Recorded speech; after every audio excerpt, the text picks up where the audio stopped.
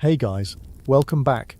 Tonight, we're going to be talking about something that is so deeply ingrained in our collective imagination that it almost feels like fantasy. We're talking about the Roman Colosseum and the men who fought and died on its sands. We're talking about gladiators. It's a story of incredible resilience, of staggering brutality, and the kind of grit that is almost impossible for us to comprehend from the comfort of our modern world. It's a history that's been twisted by cinema into something both more and less than what it was. We're going to try and find the truth of it together. As always, if you genuinely enjoy what I do here, a simple like or subscribe really does help this little corner of the internet grow. It's a quiet and painless way to support the channel, and I'm always curious to know where you're all listening from. It's kind of amazing to think of people drifting off to sleep to these stories in cities and towns all across the globe, so if you feel like it, drop a comment and let us know where in the world you are tonight. Now though, it's time to get comfortable, dim the lights, maybe turn on a fan for that soft background hum, and let's ease into tonight's journey together. Forget the day, forget your to-do list. There is only this story, this moment. Let's travel back and explore the lives of those who were destined for blood and sand. Chapter 1. From Citizen to Chattel, the Paths to the Arena. When we think of a gladiator, our minds tend to conjure a very specific image. Largely thanks to Hollywood, we see a man, probably a slave, maybe a captured foreign king, ripped from his idyllic homeland and forced into the arena against his will. And while that's not entirely wrong, it's a bit like describing a forest by only talking about the oak trees. It's a part of the story, yes, but it misses the sheer sprawling variety of the ecosystem. The truth is, the great bloodthirsty maw of the Roman arena was fed by a surprisingly diverse network of human supply chains. There wasn't just one path to the Colosseum, there were dozens. It was a complex, well-oiled machine for acquiring human assets, and it was fueled by war, by law, and most surprisingly of all, by choice. To be a gladiator wasn't a single, monolithic identity, it was a destination, and men arrived at its gates from every corner of the Roman world, and for every reason imaginable. So before we can ever understand the life of a gladiator, the training, the fear, the fleeting glory, we have to understand how a person ceased to be a person. We have to trace the journey of how a farmer, a soldier, a fisherman, or even a respectable citizen was stripped of his name, his rights, and his future, and was reborn as something else entirely, a commodity, a performer, a professional fighter, owned by another man. This is the story of that transformation. It's the story of the many roads that all led to Rome, and to the sand. Let's begin with the most familiar path, the one that Hollywood loves so much, the prisoner of war. Imagine for a moment that you are not lying comfortably in your bed. Imagine you are in a forest, not a tidy, well-managed park with walking trails, but a true primeval forest, the kind of place the Romans feared and loathed. Let's say it's Germania, across the Rhine, sometime in the 1st century AD. The air is damp and smells of pine and wet earth. You are a warrior of your tribe. Your world is one of deep forests, small villages of wood and thatch, and the intricate bonds of clan and kinship. The gods you know are gods of the hunt, the storm, and the sacred groves. Rome is a distant, menacing rumour, a cloud on the horizon. Then, one day, the cloud arrives. The Roman legions didn't fight the way you fight. Your way is the way of the warrior's rage, of the berserker's charge. A terrifying, chaotic, individualistic fury. It's a clash of heroes. The Romans, they are something else. They move not as 100 individual warriors, but as one single monstrous creature with 1,000 stabbing arms and a shell of interlocking shields. They don't just fight, they engineer the battlefield. They build roads where there were none, construct forts overnight that look like permanent towns, and they move with a discipline that is so alien it might as well be magic. The battle, when it comes, is a nightmare of confusion. The noise is overwhelming. Not just the screams of men, but the rhythmic, terrifying thud of Roman sandals marching in unison, the sharp commands of centurions, the blare of horns, and the whistle of artillery bolts you never even knew existed. Your charge breaks against their shield wall, the scutum wall, like a wave against a cliff. The men in front of you aren't fighting you face to face. They're methodically, impersonally, pushing forward, stabbing low with their short swords, the gladius from behind the safety of their wall. It's not a duel, it's an industrial process, an abattoir. And then, it's over. You are disarmed, bleeding, surrounded. Your friends and kin are dead or scattered. The world you knew has ended between one sunrise and the next. You are now a prize, a piece of the spoils. The Romans called this preda, booty, and that includes you. The first shock is the chain. It's heavy, cold, and brutally real. It links you to other survivors from your village, men you've known your whole life, now just as bewildered and broken as you are. The psychological whiplash is immense. Yesterday, you were a free man, a husband, a father, a warrior, defined by your honor and your deeds. Today you are property. You are livestock. You don't have a name anymore. You have a number, one of a batch of several hundred German captives. And then the journey begins. This is not a gentle stroll. This is a forced march, often hundreds of miles long, from the misty forests of the north to the sun-baked heart of Italy. Your guards are legionaries, professional soldiers who view you with a mixture of contempt and weary professionalism. You are their job, their bonus, in fact. They are charged with getting the shipment to its destination, with minimal loss. You are fed, but just enough. You are given water, but just enough. At night, you are chained together in open-air stockades, exposed to the elements. Sickness is rampant. Dysentery, fever, infections from untreated wounds. The weak are simply left behind. There's a brutal logic to it. Any captive too weak to survive the march is probably too weak to be of any use at the end of it. As you move south, the world changes. You are marched through lands you never knew existed. You see cities built of stone that seem to climb to the sky. You see aqueducts, those baffling man-made rivers, striding across valleys on impossible legs. You see paved roads stretching to the horizon in a perfectly straight line. Everything you see is a testament to the power that has crushed you. It's a deliberate and brutally effective form of psychological warfare. It's designed to strip you of any lingering hope, to impress upon you the futility of resistance. The sheer scale of the Roman world is meant to break your spirit long before you reach your final destination. You don't speak the language. The guttural Latin of the soldiers is a meaningless bark. You are utterly isolated, a ghost in a world that is not your own. And the stairs, people in the towns and villages you pass through, come out to gawk. You are an exotic beast, a barbarian from the savage frontier, a living trophy of the empire's might. You are stared at, pointed at, sometimes pelted with rotten fruit. You are a public spectacle. It's your first bitter taste of what your future holds. Eventually, after weeks or months that have blurred into a single smear of exhaustion and despair, you arrive at a major city. Maybe not Rome itself, not yet, but a provincial capital with a bustling slave market. This is where you are sold.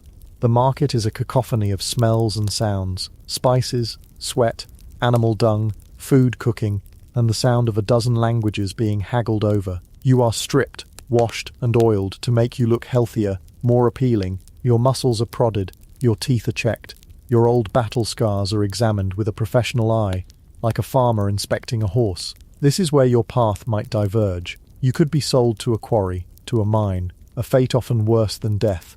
You could be sold to a wealthy estate to become a field hand. But you're strong, you're a warrior. You have scars that prove you know how to fight, and that makes you valuable to a very specific kind of buyer.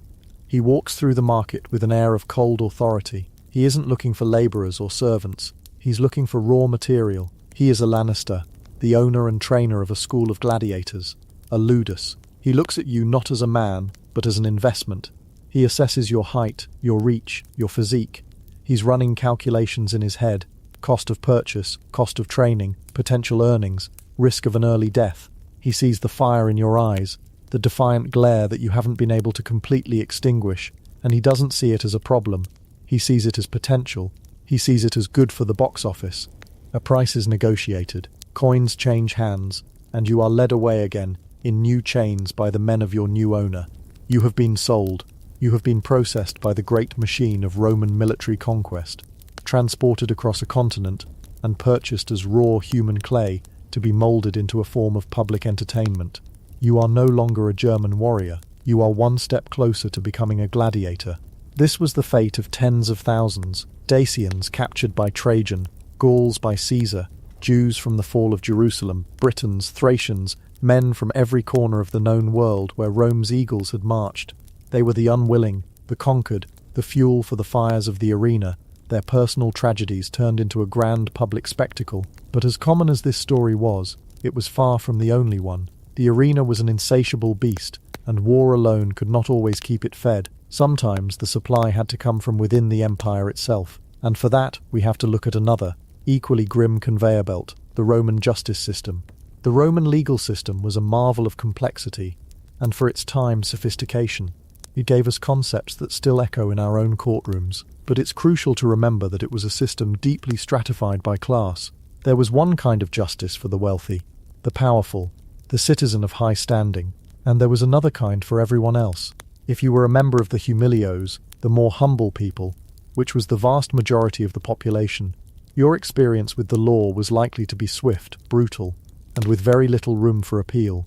Forget about a state-appointed lawyer who would passionately argue your case. Forget about a jury of your peers.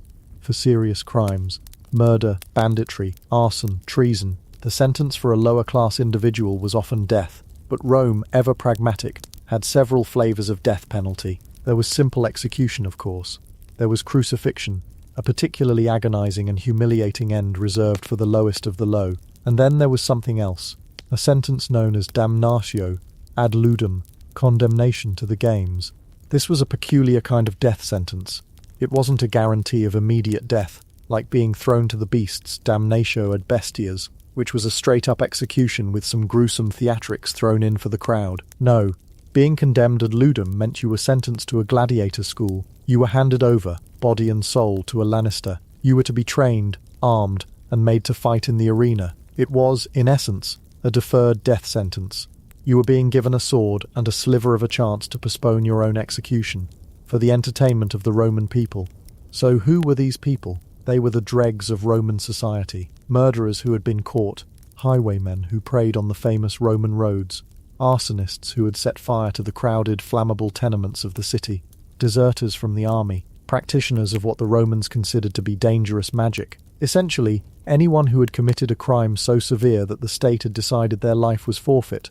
Society was washing its hands of them, but not before extracting one last bloody bit of utility.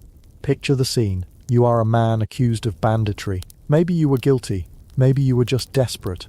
A farmer whose crops had failed for the third year running, and you took to the roads with a few other starving men to rob travellers. You are caught, dragged before the provincial governor or a local magistrate. The trial is short. Witnesses point you out. There is no cross-examination to speak of. The magistrate, a man of immense power and probably immense boredom, listens for a few minutes, strokes his chin, and then delivers the verdict. He doesn't shout. He says it calmly, as if ordering lunch. Lidum. The words hang in the air. For a moment you might feel a surge of relief. You are not being crucified. You are not being led to the arena to be mauled by a lion this afternoon. But the relief is cold and fleeting, because you know what it means. Your life is no longer your own. You are now, by legal decree, a dead man walking. Your property is confiscated. Your family is shamed. You are, for all intents and purposes, already a ghost. The process from here is remarkably similar to that of the prisoner of war, but with a different sort of despair. You are not in a foreign land. This is your home. The people who stare at you as you are marched in chains through the streets are your own countrymen. You are being publicly paraded as human refuse, a cancer cut out of the body of society. You are taken to the local jail, a foul, dark place, where you wait to be collected. And who collects you? The agents of a Lannister. Gladiator schools often had contracts with the state. They were, in a very real sense, private prisons. The state saved itself the cost of housing and executing a criminal, and the Lannister received a steady stream of fresh, free bodies for his training pens. It was a grimly efficient public-private partnership. The Lannisters' men would arrive, check the paperwork. The Roman bureaucracy was nothing if not thorough, and sign for you as if you were a parcel. The journey to the Ludus is one of deep shame. You might pass farmers you know in the fields, merchants you once bought wine from. They avert their eyes. You are a pariah, and unlike the German captive, you have no dream of a distant homeland to cling to. Your home is all around you, but it has utterly rejected you. When you arrive at the school, you are stripped of your name and your last vestiges of identity, just like the prisoner of war. But your status is even lower. A captured enemy warrior, for all his misfortune, might retain a sliver of honor in the eyes of the Romans. He was an enemy who fought bravely. He has a certain mystique. You, the Damnatus, have none. You are simply human trash, given one final spectacular chance to be useful to the state that has condemned you. Your life expectancy is short. The contract the Lannister has with the state is often for a fixed term. You might be sentenced to the school for 3 years, or 5. If you manage to survive that long, a colossal if, you could in theory win your freedom. A special wooden sword, the Ludus, would be presented to you in the arena, symbolizing your discharge. But the odds are astronomically against you. Most condemned men were sent into the arena as cannon fodder, used in the opening acts or in brutal mass melees where survival was a matter of pure dumb luck. The Lannister had no financial incentive to keep you alive. He hadn't paid for you after all. You were a freebie, a disposable asset. Any fight you managed to win and survive was pure profit. This path, the path of the condemned, highlights the brutal pragmatism of Rome. Nothing was wasted, not even the lives of its worst criminals. Their final moments were to be monetized, packaged as entertainment, and served up to the masses as a bloody lesson in the consequences of breaking Roman law. It was a powerful tool of social control, a public service announcement written in blood and sand. So we have the outsiders, dragged in by the chains of war. We have the insiders, cast out by the chains of the law. But that still leaves the most perplexing, the most fascinating, and in some ways the most modern-feeling path to the arena. This is the path you chose for yourself, the path of the volunteer. Why, in a world so brutal, would any free person willingly sign up to become a gladiator? Why would someone who owned their own body, who could walk the streets, marry, own property, why would they voluntarily surrender all of that for a life of brutal servitude and a high probability of a violent death? The answer, as it so often is, comes down to a few timeless human motivations: money, desperation, and a thirst for glory. These volunteers were called auctorati. They were free men who, through a formal legal act, signed themselves away into the ownership of a Lannister for a set period of time. It was essentially the most extreme fixed-term contract in history. Let's look at the reasons. The most common one was debt, crushing, inescapable debt. Roman society, for all its glory, had no real social safety net. If you were a small farmer and your olive grove failed, you didn't get a government subsidy. If you were a craftsman whose workshop burned down, there was no insurance payout. If you were a former soldier who had squandered his enlistment bonus on gambling and bad wine, there was no veteran's pension to fall back on. You could lose everything, and when you did, your creditors could be ruthless. You could be forced into debt bondage, a form of servitude, but becoming an auctoritatus offered something else, a significant signing bonus. A Lannister would pay a handsome sum of money up front to a promising volunteer for a man whose family was on the verge of starvation, or who was about to lose his ancestral land. That lump sum of cash could be a lifeline. It could solve his immediate problems. He could pay off his debts, ensure his wife and children were provided for, and all it would cost him was himself. He was, in effect, taking out a high-interest loan on his own life. He was gambling that he could survive his contract, earn fame and prize money, and emerge at the other end, battered but free and solvent. It was a desperate, terrifying gamble, but for some, it was the only one they had left. Then there was the allure of fame. Don't underestimate this. Successful gladiators were the superstars of their day. They were celebrities.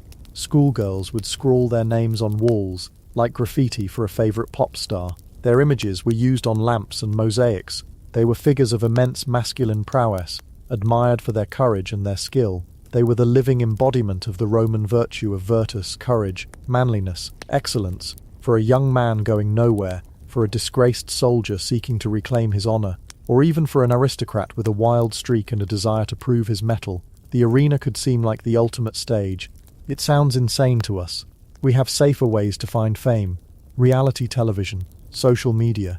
We don't have to face a man with a net and a trident to get 1 million followers. But the core desire isn't so different. The desire to be seen, to be admired, to rise above the anonymous masses. In the Roman world, there was no more public, no more visceral way to do that than to step onto the hot sand of the arena and face death with courage. So, how did it work? It wasn't a casual decision. You couldn't just show up at a Ludus and say, "I'd like to sign up." It was a formal legal process, overseen by a magistrate. It was called the auctoramentum, the oath. You would stand before this official and declare, under oath, that you were willing to be burned, to be bound, to be beaten, and to be killed by the sword. Think about those words. You are legally consenting to your own potential torture and death. You were willingly, in the eyes of the law, surrendering your rights as a citizen. You were allowing yourself to be treated as a slave.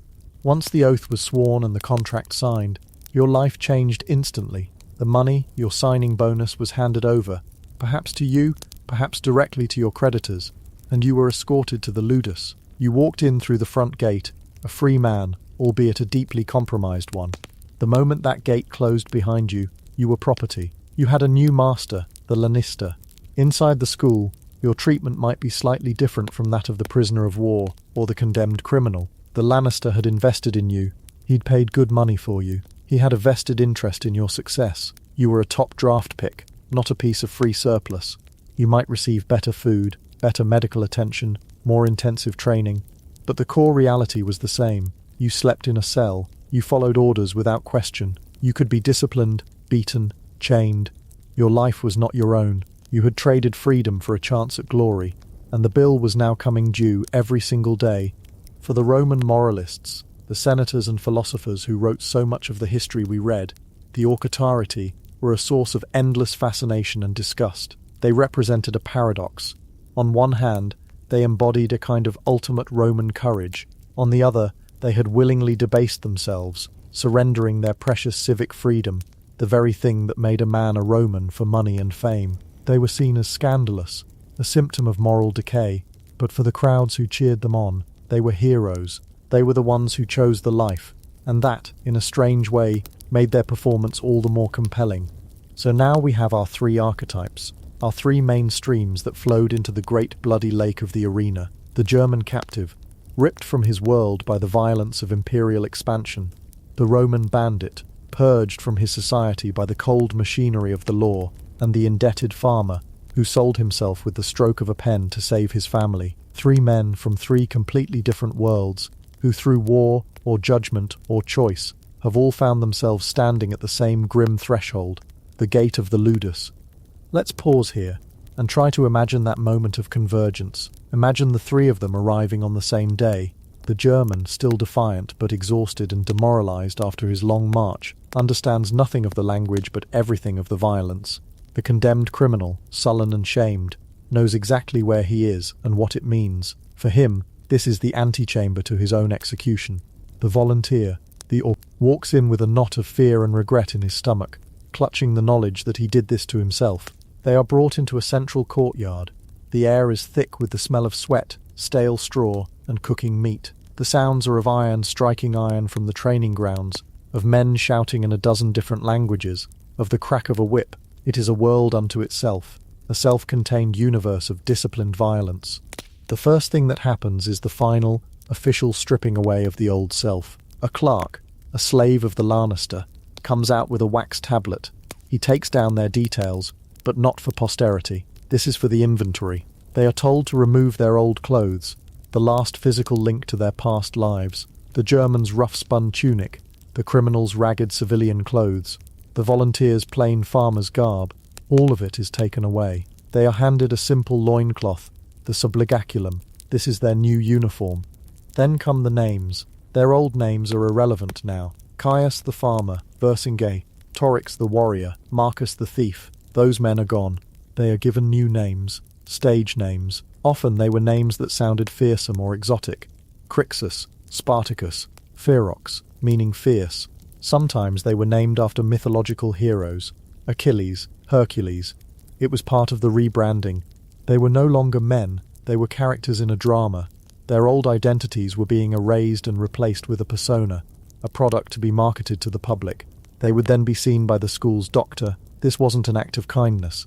It was an initial physical assessment. The doctor would check their health, their strength, the condition of their teeth, their old injuries. It was like a veterinarian checking a prize bull. The goal was to assess their potential, to see what kind of fighting style they might be suited for, and to gauge the Lannisters' investment. The doctor's report would determine if a man was destined to be a heavily armed, high-value fighter, or if he was cheap, disposable fodder for the morning shows. And finally, they would be assigned to their cells. These were not private rooms. They were small, stone-walled cubicles, usually arranged around a central barracks block. The door was barred. The bed was a stone slab covered with straw. This was their new home. For the volunteer, the finality of that barred door closing must have been a moment of profound, soul-crushing dread. The abstract legal contract he had signed was now a physical reality of stone and iron. He had been paid, and this was what he had bought. For our three men, standing in their identical loincloths, stripped of their names, their pasts, and their freedom, this is the true beginning of their journey as gladiators. They are no longer defined by where they came from, the prisoner of war's righteous anger, the criminal's shame, the volunteer's regret. All of it is now secondary to their new reality. They are all, now, simply gladiators. They are the property of the Lannister. They are raw material. The Lannister himself would likely make an appearance at some point during this intake process. He wouldn't be a screaming, maniacal tyrant, at least not necessarily. He was a businessman. His demeanor would be cold, appraising, professional. He would look them over, perhaps with the head trainer at his side. He might address them, his speech translated by an interpreter for the foreigners. The speech would be simple and direct. It would lay out the new reality in no uncertain terms. Your old life is over, he might say. You no longer have a family, or a god, or a home, other than this school.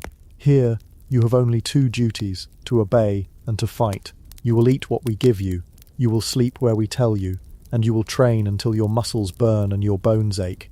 You will learn to kill, and you will learn to die. Do what you are told, and you may find fame. You may win riches. You may even one day win your freedom. Defy me. And here his voice might drop to a menacing quiet, and you will wish you had died on the day you were born. Welcome to my family. Welcome to the Ludus. And with that, the transformation is complete. The vast impersonal forces of the Roman world, its armies, its laws, its economic pressures have done their work. They have taken men from every walk of life and funneled them down into this single brutal institution. The farmer, the warrior, the criminal, they are now all on the same footing, standing at the bottom of the blood-soaked ladder of the arena. They have lost everything that once made them who they were. From now on, their only identity will be forged in the training yard, and their only worth will be proven on the sand. Their past is a ghost. The only thing that matters now is the future, a future measured in one fight at a time. The real training, the journey from being a terrified recruit to a hardened professional killer, is about to begin. Chapter 2. The Ludus, Forging a Weapon of Flesh. It begins not with a roar, but with a sound far more mundane, the grating of a heavy wooden bolt being drawn back at dawn, the shuffling of feet on packed earth, the low murmur of commands in a language you might barely understand. This is the sound of your new life. Welcome to the Ludus, the Gladiator school. And if you think of this as a school, you must immediately forget any notions of fond memories or cherished teachers. This was a factory, and its sole product was a highly specialized human-shaped weapon, designed for one glorious, brutal purpose. The Ludus itself was a paradox of architecture. From the outside, it was a fortress with high walls and guarded gates, designed to keep its valuable students from leaving. It was, for all intents and purposes, a prison. But inside it was a space of relentless, purposeful motion. The heart of any Ludus was the great training yard, a miniature arena of packed sand and dirt, open to the blistering Italian sun or the chilling winter rain. Around it, arranged with a kind of brutalist efficiency, were the other essential buildings, a refectory where you would eat, a bathhouse, a rare luxury but a necessary one for hygiene, a smithy for the repair of armor and the forging of weapons, a small infirmary, a place you would come to know intimately, and of course the barracks. These were not private rooms. They were Spartan cells, often just large enough for two men, with stone bunks covered in straw palliaces. This was your entire world now. There were no personal effects, no keepsakes from a life that no longer existed. The air itself was thick with a unique cocktail of smells: the dust from the yard, the metallic tang of sweat and old blood, the sour smell of stale barley, and the ever-present underlying scent of fear. Forget your modern workout playlists. The soundtrack here was the rhythmic thud of wooden swords against training posts, the grunts of exertion, the sharp barking commands of the trainers, and the low, constant hum of men living on a knife's edge. At the absolute top of this very pointy pyramid was the Lannister, and we should be very clear about him. He was not your coach, he was not your mentor, he was your owner. He was a businessman, and you, my friend, were a volatile, but potentially very profitable stock. The Lannister invested a staggering amount of money into his familiar Gladiator, his Gladiator family. He paid for your acquisition, your food, your lodging, your medical care, and your training. His goal was not to see you thrive as a human being. His goal was to see a return on his investment. A popular, successful gladiator could make a lanista fabulously wealthy, renting out his star performers for astronomical sums. A dead gladiator was a financial loss.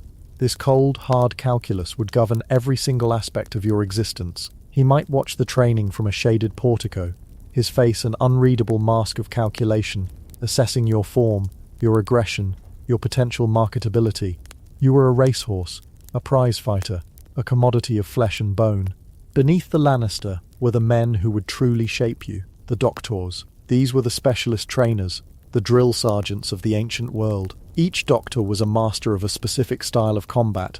There was a doctor for the retiarius, the net and trident fighter, another for the heavily armoured secutor, another for the murmillo with his big shield and short sword. Often these men were former gladiators themselves, men who had survived long enough to win their freedom, distinguished by the wooden sword, the rudus that was the symbol of their discharge. They carried long staffs or whips, not just as badges of office, but as tools of immediate painful correction. A doctor was not your friend. He was the harsh, unyielding force of physics and pain, whose job was to dismantle the civilian inside you and rebuild you from the ground up as a killer. He would scream at you, strike you for a misplaced foot, for a dropped shield, for a moment's hesitation.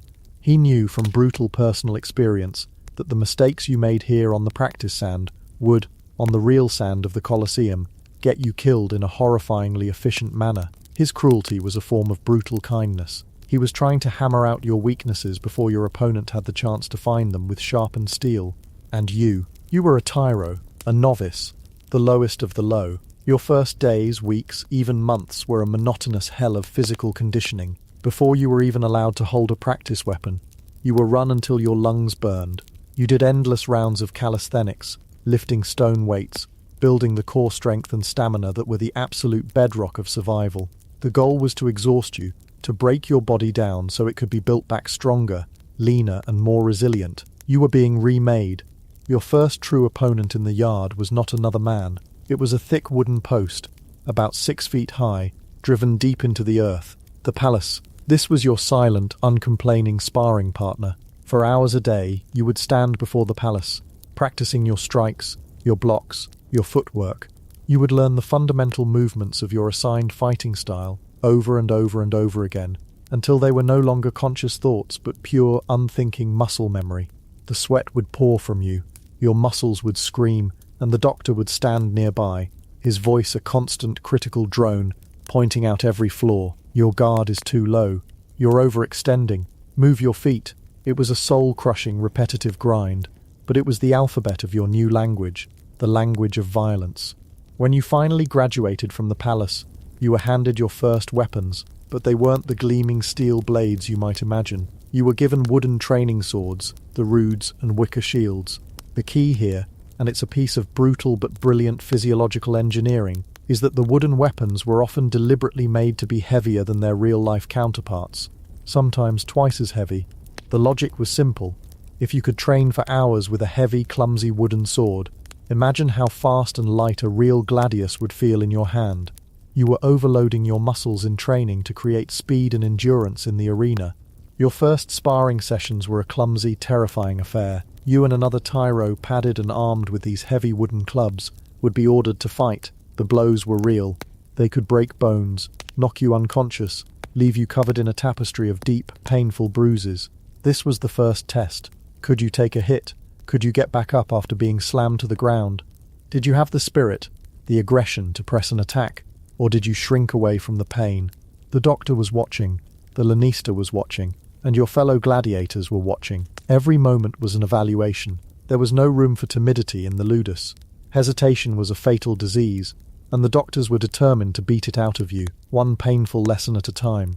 This entire brutal enterprise was fueled by a very specific, and to our modern sensibilities, very strange diet. Gladiators were nicknamed hordeari, which literally means barley men. Your diet was not the lean protein and complex vegetable arrangement of a modern athlete.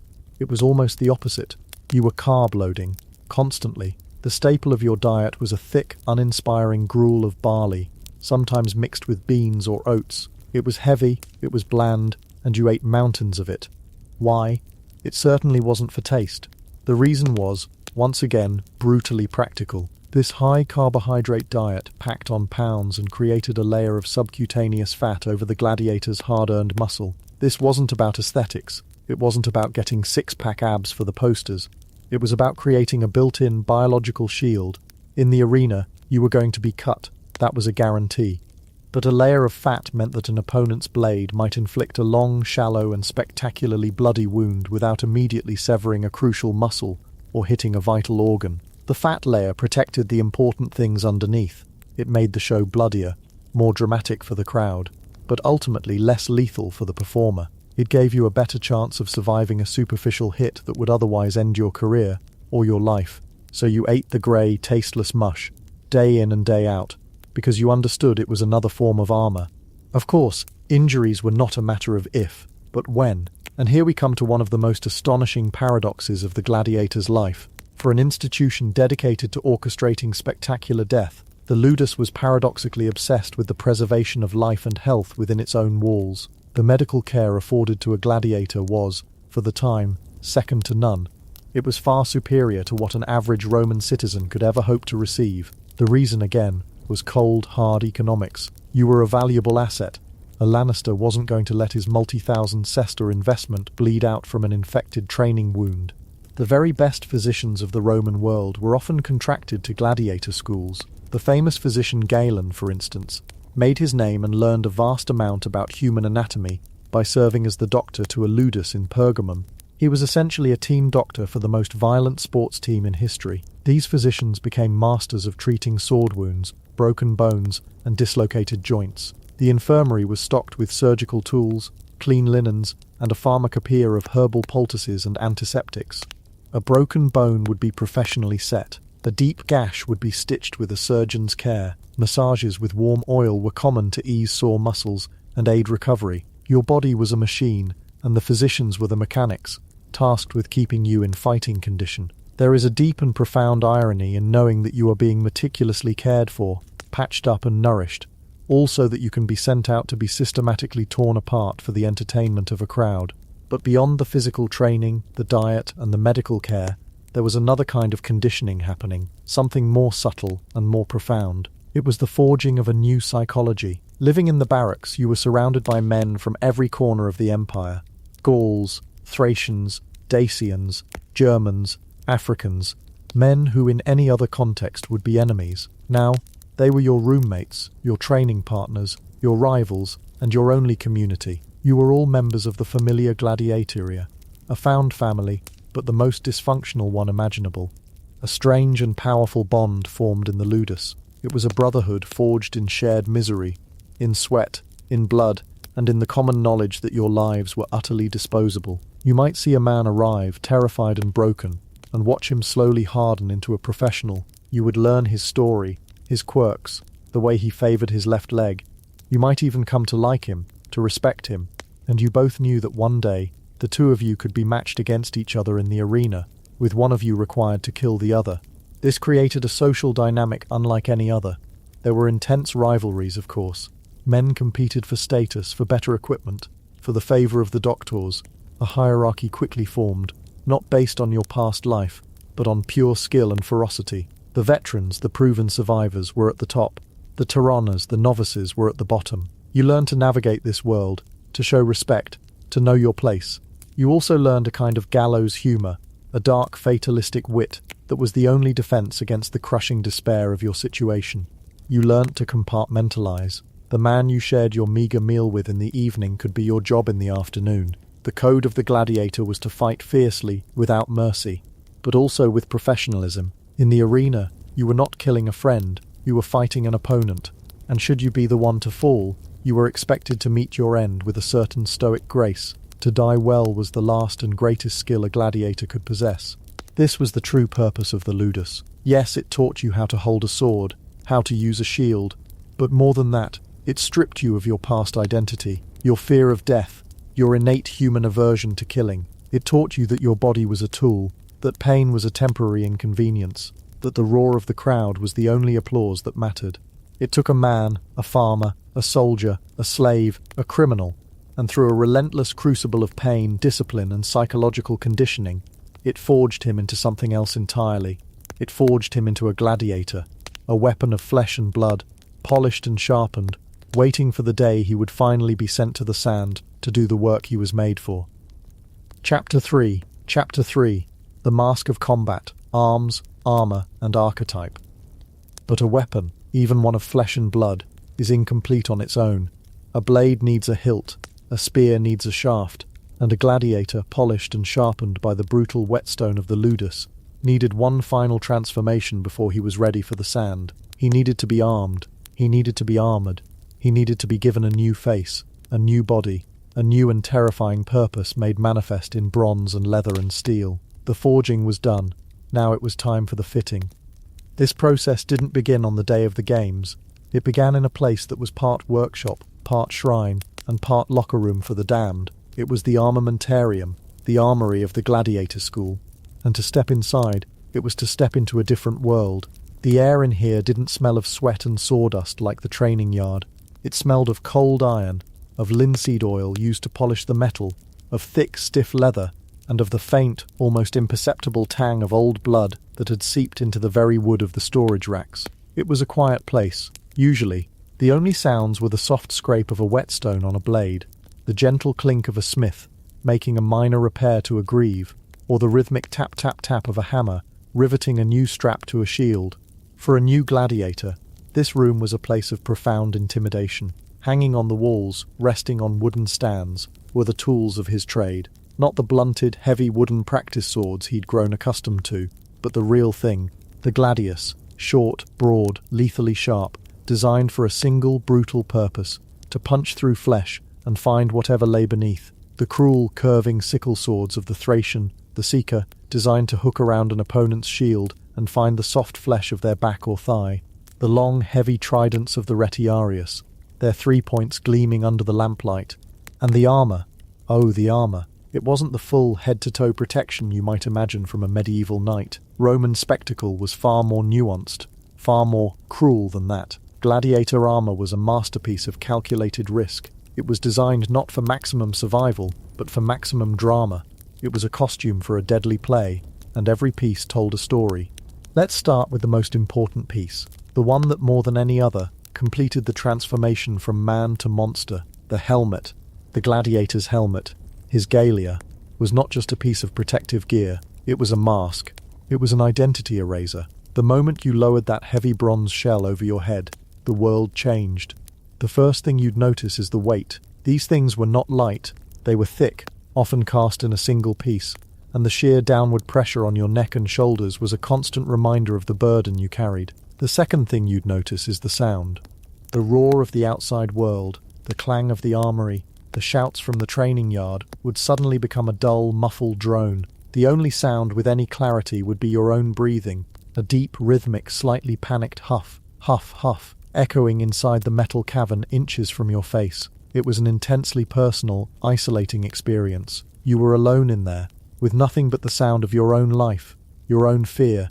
Then there was the vision. The eye holes were rarely large. Often they were just small circles, or a fine metal grill. It was like looking at the world through a keyhole. Your peripheral vision was gone. You couldn't glance sideways. To see something to your left or right, you had to turn your entire head. A slow, deliberate movement. This wasn't a design flaw. It was a feature. It forced a gladiator to face his opponent head-on, to commit to his movements, to be constantly aware of his positioning. It made the fight more direct, more dramatic for the crowd. It also made you incredibly vulnerable to anything you weren't looking directly at. And finally, there was the face you presented to the world. Most gladiator helmets were completely enclosed. They had visors that covered the entire face, often smooth, featureless plates of bronze that gave the wearer the look of an insect or a statue. Your own face, your identity, your history as a farmer from Gaul or a captured soldier from Britannia was gone, wiped clean. The crowd didn't see a man named Marcus or Atticus. They saw a symbol. They saw the murmillo. They saw the secutor. You became an archetype, a living embodiment of a particular style of violence. This was terrifying for your opponent, who wasn't fighting a man with expressions of fear or anger, but a relentless bronze automaton. And in a strange way, it could be liberating for you. The man who was terrified of dying in the sand was hidden away. In his place was this thing, this creature of the arena, whose only purpose was to fight. Putting on the helmet was the final act of surrendering your old self. Now the Romans, with their particular genius for engineering entertainment, understood that a fair fight is often a boring one. They weren't interested in two identically armed men hacking away at each other. They wanted contrast. They wanted a story. They wanted tactical puzzles played out in blood. So they created a series of what we might call character classes. Each gladiator was trained to become one of these specific types, a specialist with a very particular set of equipment and a very particular set of strengths and weaknesses. It was the ancient world's most brutal game of rock, paper, scissors. Let's consider the classic matchup, the one you'd see on posters if the Romans had posters. The Murmillo versus the Thryax. The Murmillo, or fishman, was the quintessential heavy hitter. He was the tank. His helmet was large and distinctive, with a broad fin-like crest that resembled a fish, hence the name. His primary defence was a scutum, the large rectangular shield of the Roman legionary. It was a walking wall. You could hide most of your body behind it, its curved surface deflecting blows with ease. In his right hand, he carried the legionary's weapon, the gladius, a short, stabbing sword. It wasn't for flashy, swashbuckling moves.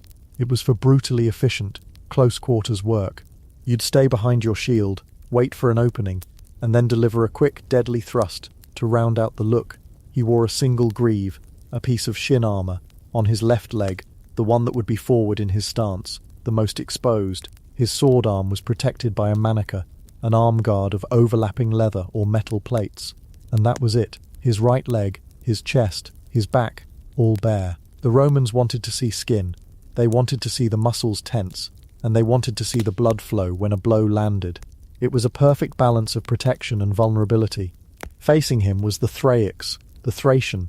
He was the nimble damage dealer. He represented one of Rome's old enemies from the Balkans. His equipment was a direct contrast to the Murmillos. His shield, the palmula, was small, square, and light. It offered far less protection than the scutum, meaning he had to rely on speed, agility, and parrying. His helmet was also fully enclosed, but often decorated with a griffin crest. But his most defining feature was his weapon, the sikia, that curved, vicious-looking sword. Unlike the gladius, which was for stabbing, the sikia was for slashing. Its unique shape was designed to hook around the edge of a large shield, like the Murmillos, and find the unprotected body behind it. He also wore a manica on his sword arm, but he had greaves on both legs, likely because he was more mobile, and his legs were more exposed without the large shield for cover. So you have the matchup. The Murmillo, a slow-moving fortress trying to corner his opponent and deliver a killing thrust. The Thryax, a swift, agile fighter, dancing around the edges, trying to find an angle for his curved blade to get past that enormous shield. It's power versus finesse. A legionary versus a barbarian. It's a story told in bronze and steel. The crowd understands the dynamic instantly. Every move has meaning. Will the Murmillo tire from carrying his heavy shield? Can the Thryax land a disabling blow to the Murmillo's unprotected leg? It's a drama of physics and anatomy. But even that classic pairing pales in comparison to the sheer, bizarre genius of the most famous mismatch of all, the Retiarius versus the Secutor. If the Murmillo and Thryax were a tactical puzzle, this was a waking nightmare. The Retiarius, the Netman, was unlike any other gladiator. He was, to be polite, almost completely unarmoured. He wore no helmet, no shield, no greaves. His only protection was a gallerus, a tall metal guard that protected his shoulder and the side of his neck on his left side, and a manica on his left arm, the one holding his weapons. His face was completely exposed to the crowd and his opponent. They could see his fear, his desperation, his triumph. He was the most human, the most vulnerable of all gladiators, and his weapons were just strange. In his left hand, he carried a weighted net, the reed. In his right, a long three-pronged trident, the fascina. Tucked into his belt, he had a small dagger, the pugio, as a last resort. His entire fighting style was based on distance and entanglement. He was a creature of the sea, brought onto the sand. His job was to circle his opponent, to feint, to wait for that perfect moment to cast his net. If the net landed true, entangling his foe, he could move in with the trident. If he missed, he had to retrieve his net, all while being hunted by his opponent. He was fast, he was agile, but he was breathtakingly fragile. One good hit, and he was done. And who was his opponent? Who did the Romans design to fight this bizarre, net-wielding fisherman? They created a specialist, a predator designed for a single prey, the secutor, the chaser. The secutor was, in essence, a streamlined murmillo. He carried the same large scutum and the same deadly gladius, but his helmet was a work of psychological and practical brilliance. It was perfectly smooth, almost egg-shaped, with no crests or sharp edges. The only features were two tiny round eye holes that gave him the appearance of a deep-sea fish, something alien and implacable. The reason for this design was brutally simple. There was nothing for the Retiarius's net to snag on. It would just slide right off. The secutor's job was simple, relentless, and terrifying. He had to ignore the feints, ignore the trident, protect himself with his huge shield, and just walk forward, constantly, chasing the Retiarius, closing the distance, cornering him. His goal was to get the nearly naked man into a position where he couldn't run anymore, and then use the gladius. Imagine the scene, the huge open space of the arena floor, the lithe, unarmoured Retiarius dancing backwards, trident held defensively, trailing his net, and advancing on him slowly, inexorably, is this bronze-headed thing, this monster, breathing heavily inside its smooth, blind-looking helmet, its shield a moving wall, its sword a hidden promise of death. The crowd would go insane. It's the ultimate story. The nimble, clever underdog against the slow, unstoppable juggernaut. It's a horror movie played out in real life. The Retiarius has all the space in the world, but it's shrinking with every step the secutor takes. The secutor is almost invincible, but if he stumbles, if he gets tangled in that net for even a second, he is completely at the mercy of the trident. Every single fight was a guaranteed spectacle of tension and release. And there were other, equally strange roles designed to fill out the roster. You had the eques, who started the fight on horseback, armed with a spear and a small round shield, only to dismount and fight on foot with a sword if the initial cavalry charge didn't resolve things. You had the provocator, or challenger, who was unique in that he only ever fought other provocators. They were the only gladiators protected by a breastplate, and their gear was a sort of middle ground between the other types, making for a balanced, technical duel, the fencing match of the Colosseum. There were even the Essedari, who fought from chariots, a nod to the warrior traditions of Britain. Each piece of equipment was a decision, a trade-off. Why grieve on only the left leg for the Murmillo? Because that's his lead leg. It's the one closest to the enemy. His right leg is further back, protected by the shield and his own body. Why is the Retiarius's shoulder guard, the Gallerus, so tall? Because when he holds his trident in a two-handed defensive stance, that piece of metal protects the side of his head and neck from a downward swing, his one and only piece of fixed protection for his most vital area. To receive your armour was to receive your destiny. You would be called into the armamentarium, and the trainers, the Lannister and his doctors would assess you, your build, your speed, your temperament. Were you big and strong, a natural Mormilo? Were you quick and light on your feet? Perhaps a Thraex? Were you possessed of a desperate, fleet-footed cunning? You might just be cursed with the net and trident of a Retiarius. Then came the fitting, the cold kiss of bronze on your shin, as the greave was strapped on, the constricting tightness of the leather straps holding the manica to your arm. You'd practice moving with it, feeling the weight, the way it shifted your balance. You'd learn how the edge of your scutum could be used to punch an opponent off balance, how the boss in the center could break a nose. You would learn that your armor wasn't just a shell, it was an extension of your body, a new, harder, less forgiving body. And you would learn its flaws. You'd learn exactly where the gaps were, the back of the knee, the armpit, the throat, just above the edge of the shield. You learned these not just for your own protection, but so you would know where to strike your opponent. Your own armor was a roadmap to killing a man dressed just like your reflection. You were learning a deadly, intimate anatomy of bronze and leather. Imagine our gladiator, the one forged in the last chapter, standing now in the armory. He is being dressed for the first time in the gear he will, in all likelihood, die in. Let's say he is to be a Thrax. The two tall greaves are fitted, cinched tight. He feels the unfamiliar weight on his legs.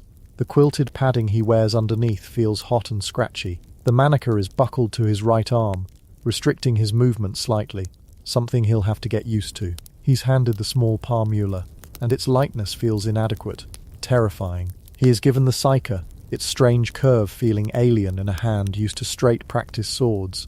Then, the final piece, the helmet. Two attendants lift the heavy bronze helm with its griffin crest. He ducks his head, and it slides down over his face. And in that moment, he is gone. The world narrows to a bronze-framed slit. The sounds of the armory fade to a dull murmur. His own breath is a storm in his ears. He is no longer Lucius the captive. He is a Thrax. He looks at his own hands, one holding a small shield, the other a curved blade. They don't quite feel like his own anymore. They are the hands of a killer, the designated opponent for a Murmillo he has yet to meet. This gear, this mask of combat, was both a blessing and a curse. It was a heavy, awkward, claustrophobic prison that limited his senses and marked him as something less than human, a performer in a blood sport. But it was also the only thing that gave him a chance. That helmet, as suffocating as it was, could turn a killing blow into a deafening clang and a headache. That greave could stop a slash that would have crippled him. That shield, no matter how small, was a sliver of hope held in his hand. The armor didn't just change how he fought, it changed who he was. It was a psychological trick played by the Romans on the gladiators, the audience, and perhaps even themselves.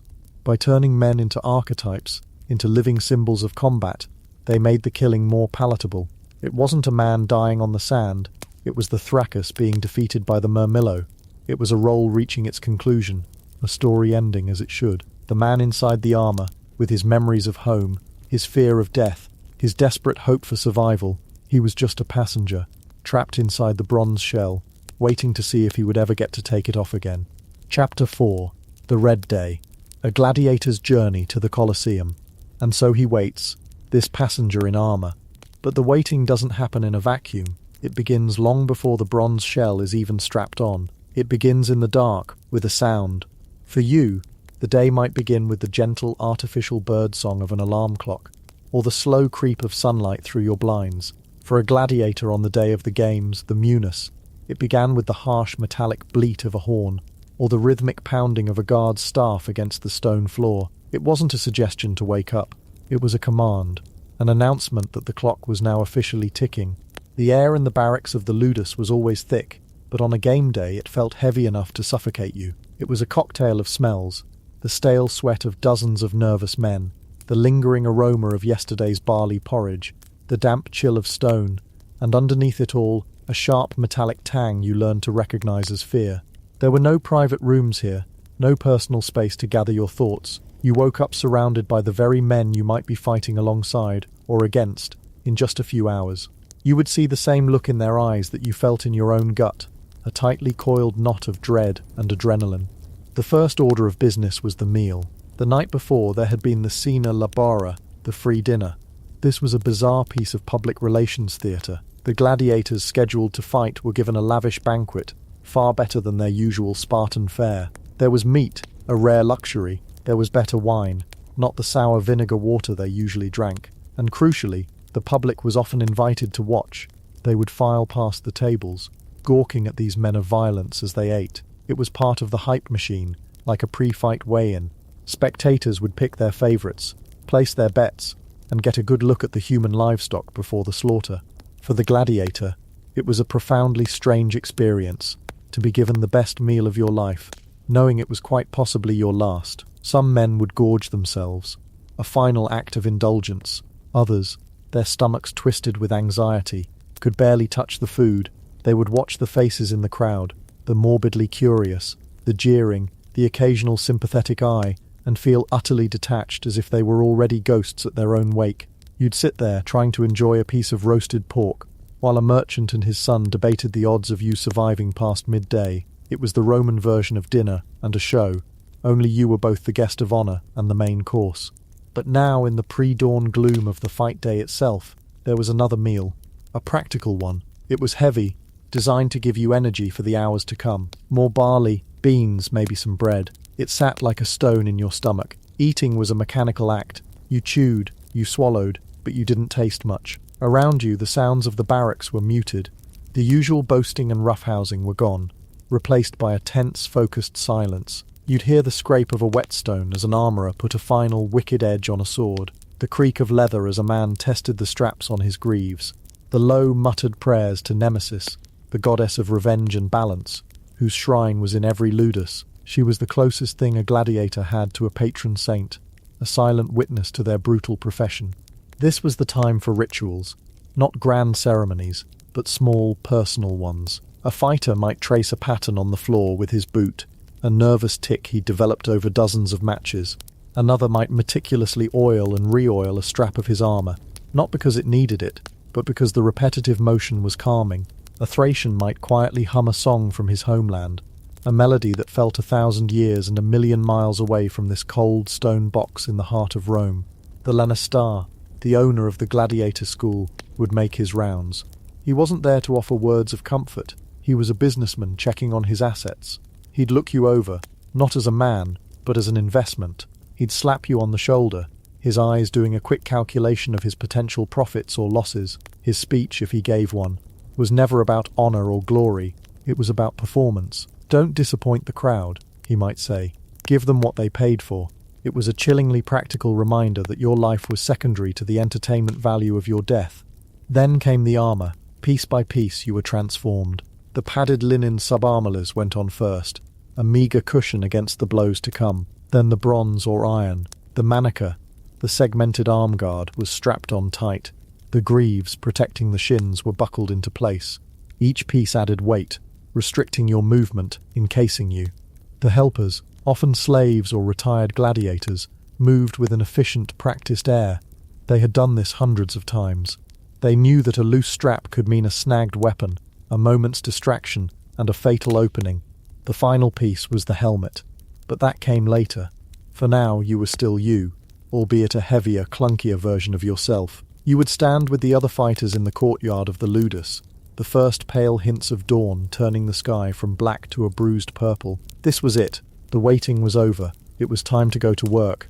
If your Ludus was the great Ludus Magnus, a short walk was all that separated you from the Colosseum.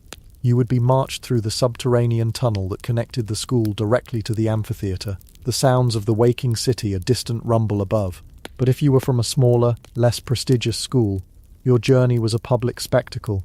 You'd be loaded into open carts and paraded through the streets of Rome. And the streets were already alive. This was a public holiday, a day of state-sponsored bloodlust, and the entire city was electric with anticipation. The shops were closed, the forums were empty. The entire population, it seemed, was flowing in one direction, a great human river pouring into the Colosseum. As your cart rumbled over the cobblestones, you were on display. The people would line the route, shouting, cheering for their favourites, hurling insults. They'd throw flowers or, just as often, rotten vegetables. You were a celebrity and a condemned man all at once. You had to learn to wear a mask of stoic indifference, to stare straight ahead and betray no fear, because any sign of weakness would be seized upon by the crowd. They didn't want to see a terrified man on his way to his death. They wanted to see a hero, a myth, a living embodiment of martial virtue. It was your job to play the part. And then you saw it, the Flavian Amphitheatre, the Colosseum. Even after seeing it dozens of times, the sheer scale of the thing was breathtaking. It wasn't a building, it was a man-made mountain of travertine and concrete, blotting out the sky. It seemed to hum with a life of its own, a deep, resonant vibration from the 50,000 souls already packed inside. The sound was a physical presence, a low roar that you felt in your bones long before you could distinguish individual shouts. This is where the grand parade began, the Pompa. Think of it as the opening ceremony of a very, very violent Olympics. You and the other gladiators were assembled just outside the main gates. This wasn't a ragged line of fighters. It was a meticulously choreographed procession designed to wow the audience. First came the lictors, the official bodyguards of the magistrates, their fasces bundles of rods and axes, symbolizing the power of life and death held by the state. Then came the musicians, a cacophony of horns, pipes and drums, their music loud and martial, designed to stir the blood. Then came priests, carrying statues of the gods, lending a veneer of solemn religious piety to the whole affair. The editor of the games, the wealthy magistrate who was paying for this whole spectacle, would ride in a chariot, beaming at the crowd, soaking in their adulation. This was his political advertisement, written in blood and sand. And then came you. You weren't wearing your fighting armor for the Pompa. Instead, you were dressed in elaborate, brightly colored robes of purple and gold. You carried your weapons, but they were polished to a mirror shine. You marched in a 2x2 formation, a living catalogue of combat styles for the crowd to admire. The Murmillo with his big fish-crested helmet, the Retiarius, his net and trident, a strange sight away from the sand. The Secutor, his sleek, menacing helmet designed specifically to counter the net. You were walking advertisements for the violence to come. As you stepped through the great archway and onto the arena floor for the first time that day, the experience was a full-blown sensory assault. The wall of sound hit you like a physical blow. 50,000 people roaring, stomping, chanting. It was a sound unlike any other on Earth. The voice of a single, monstrous beast. The light was blinding. A brilliant, unforgiving glare reflecting off the white sand. And the smell was the Colosseum's unique signature. It was the sharp, coppery scent of old blood that had soaked so deep into the sand it could never be washed away. It was the pungent musk of exotic animals.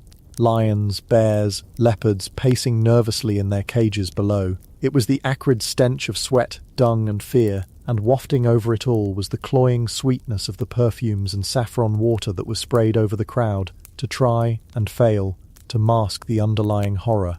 You would march a lap of the arena, your eyes scanning the endless sea of faces. You could see the Emperor in his gilded box, giving a nonchalant wave. You could see the senators in their front row seats, their white togas pristine, their faces impassive. You could see the wealthy equestrians, and then, rising up into the heavens, the plebeians, the common folk, the poor, and at the very top the women. All of them, from the highest to the lowest, were united in their hunger for what you were about to do. You would stop before the Emperor's box, raise your right arm in salute, and recite the famous chilling line, Ave Imperator, morituri te salutant. Hail, Emperor, we who are about to die salute you. Some historians question if this was said at every game, or only on one specific occasion, but for you, standing there on the sand, the sentiment was absolutely true. You were about to die, or watch others die, for the entertainment of these people. After the salute, the ceremony was over. The performance had to be prepared. You didn't stay on the sand. You were marched off, down a ramp, and into the darkness beneath the arena floor. You were entering the Hypogeum. If the Colosseum above was a theatre of light and sound, the Hypogeum was its dark, twisted subconscious. It was a labyrinth of narrow corridors, holding pens, and storerooms, 2 full stories deep beneath the sand. The air down here was thick and stagnant, heavy with the smell of unwashed bodies, animal waste, and lamp oil. The only light came from flickering torches that cast long, dancing shadows on the damp stone walls.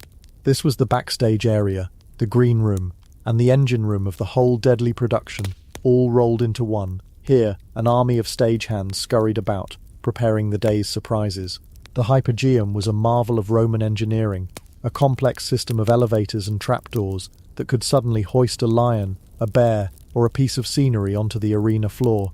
The entire time you were down there, you were surrounded by the sounds of this machinery, the groaning of ropes, the rattling of chains, the screech of wooden winches, and the animals. You were surrounded by them. In one corridor you'd pass a cage holding a pair of lions, their golden eyes glowing in the torchlight, their low growls a constant vibrating threat.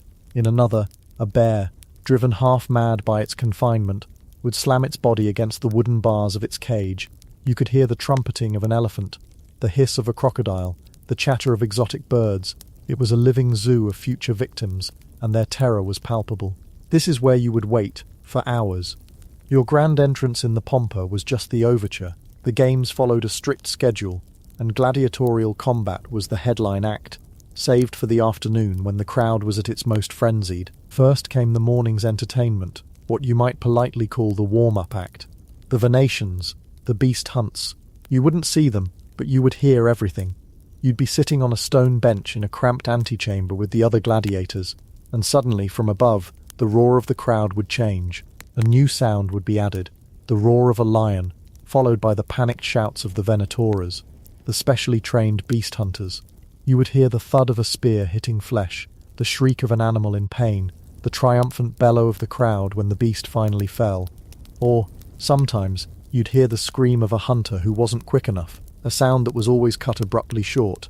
This would go on for hours, a procession of death, featuring creatures from every corner of the Roman Empire, boars from Germany, leopards from Africa, bulls from Spain, even rhinoceroses.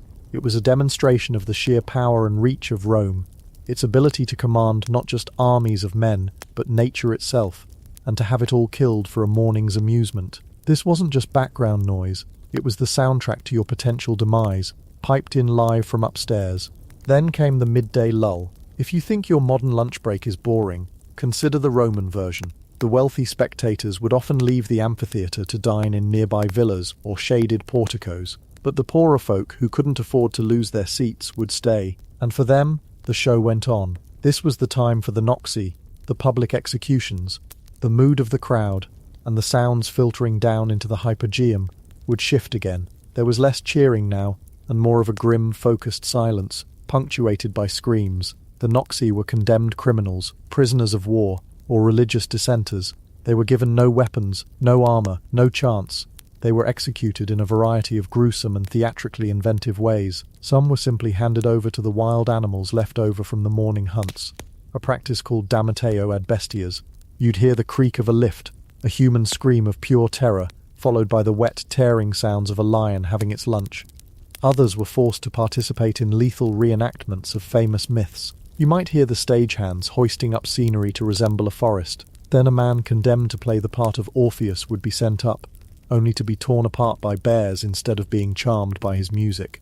Another might be dressed as Icarus and thrown from a height. The most dreaded form of execution was death by fire, where a man would be forced to wear a tunic soaked in pitch, the tunica molesta, and set ablaze, becoming a human torch to illuminate the arena. For you, waiting below, these sounds were a stark and visceral reminder of the stakes. The men and women dying upstairs were the lowest of the low in Roman society. You, the gladiator, were a step above.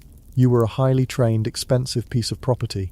You were given a chance to fight, a chance to live, but the line between you and them was razor thin. A poor performance, a display of cowardice, and you could easily find yourself on the list for the next midday show, stripped of your armor and your dignity, becoming nothing more than a prop in a mythological snuff play. The hours of waiting dragged on.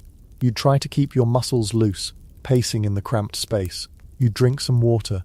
You'd check your equipment for the 10th, the 20th, the 100th time. The bravado from the barracks had completely evaporated by now. Men sat in silence, lost in their own thoughts. A veteran might offer a quiet word of advice to a novice. Keep your shield up, or watch his footwork. He always lunges on the third step. These were not acts of altruism. They were professional courtesy. A competent opponent made for a better show, and a better show increased the chances that the crowd and the emperor might grant mercy to the loser. You'd think about home, if you could even remember it. You'd think about the pittance of prize money you might win, enough to buy some wine or the company of a woman for a night. You'd think about freedom, the distant shimmering mirage of surviving long enough to win the Ludus, the wooden sword that symbolized your retirement from the arena. Most of all, though, you tried not to think at all. You tried to enter a state of pure, focused readiness, a state where there was no past and no future, only the next few moments. Finally, the call would come. A guard would appear at the entrance to your chamber, his torchlight glinting off the walls. He would read from a scroll, his voice flat and bored. He'd call out the pairing, Secutor Gallus versus Retiarius Diodorus, your name. Suddenly, the vague, amorphous dread of the long wait coalesced into a single sharp point of pure, cold adrenaline. This was it. Your helpers would descend on you, giving you a final drink of water, making the last adjustments to your armor. They would bring the helmet. The world changed the moment the helmet went on. If you were a murmillo or a secutor, your vision was reduced to 2 small eye holes. Your hearing was muffled, dominated by the sound of your own ragged breathing, echoing inside the hot, cramped metal. The roar of the crowd, which had been a constant companion all day, was suddenly distant, a dull, underwater rumble. Your world shrank to the narrow slit in front of your face. You were no longer a man. You were the armor. You were the passenger, and the ride was about to begin. You were led to a specific spot in the labyrinth, a small, grated platform set into the floor, a wooden lift. You'd step onto it, perhaps with your opponent, standing just feet away, his own breathing a harsh rasp inside his helmet. You wouldn't look at him. You'd stare straight ahead into the darkness. Then came the lurch, the winch engaged, and the platform began to rise. It wasn't a smooth, modern elevator. It was a rickety, groaning, man-powered machine. You ascended through the darkness, past the second level of the hypogeum, then the first. The muffled roar of the crowd grew louder with every foot you rose. You could feel the vibrations through the soles of your sandals. The air grew warmer. You could smell the sun-baked sand. And you could see the light, a brilliant square of it, high above you, growing larger and larger. The trapdoor at the top was open, waiting for you. The noise was becoming immense, deafening. It was the sound of 50,000 people who had spent an entire day watching animals and criminals die, and were now primed for the main event. They were screaming for you, or more accurately, they were screaming for your blood. The lift shuddered to a halt, flush with the arena floor. For a final, heart-stopping second, you were still in the shade, your eyes trying to adjust. Then you took the final step. You walked out of the darkness and into the blinding light. The heat hit you. The sound was a solid thing, a physical pressure against your helmet. The sheer, overwhelming vastness of the amphitheater surrounded you. You were a tiny figure in the center of the world, and every single eye in that world was fixed on you. The passenger had arrived.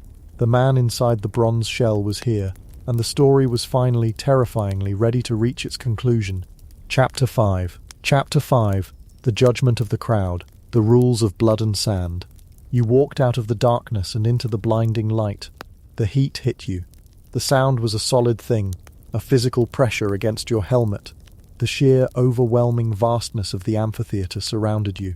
You were a tiny figure in the center of the world, and every single eye in that world was fixed on you. The passenger had arrived. The man inside the bronze shell was here, and the story was finally, terrifyingly ready to reach its conclusion.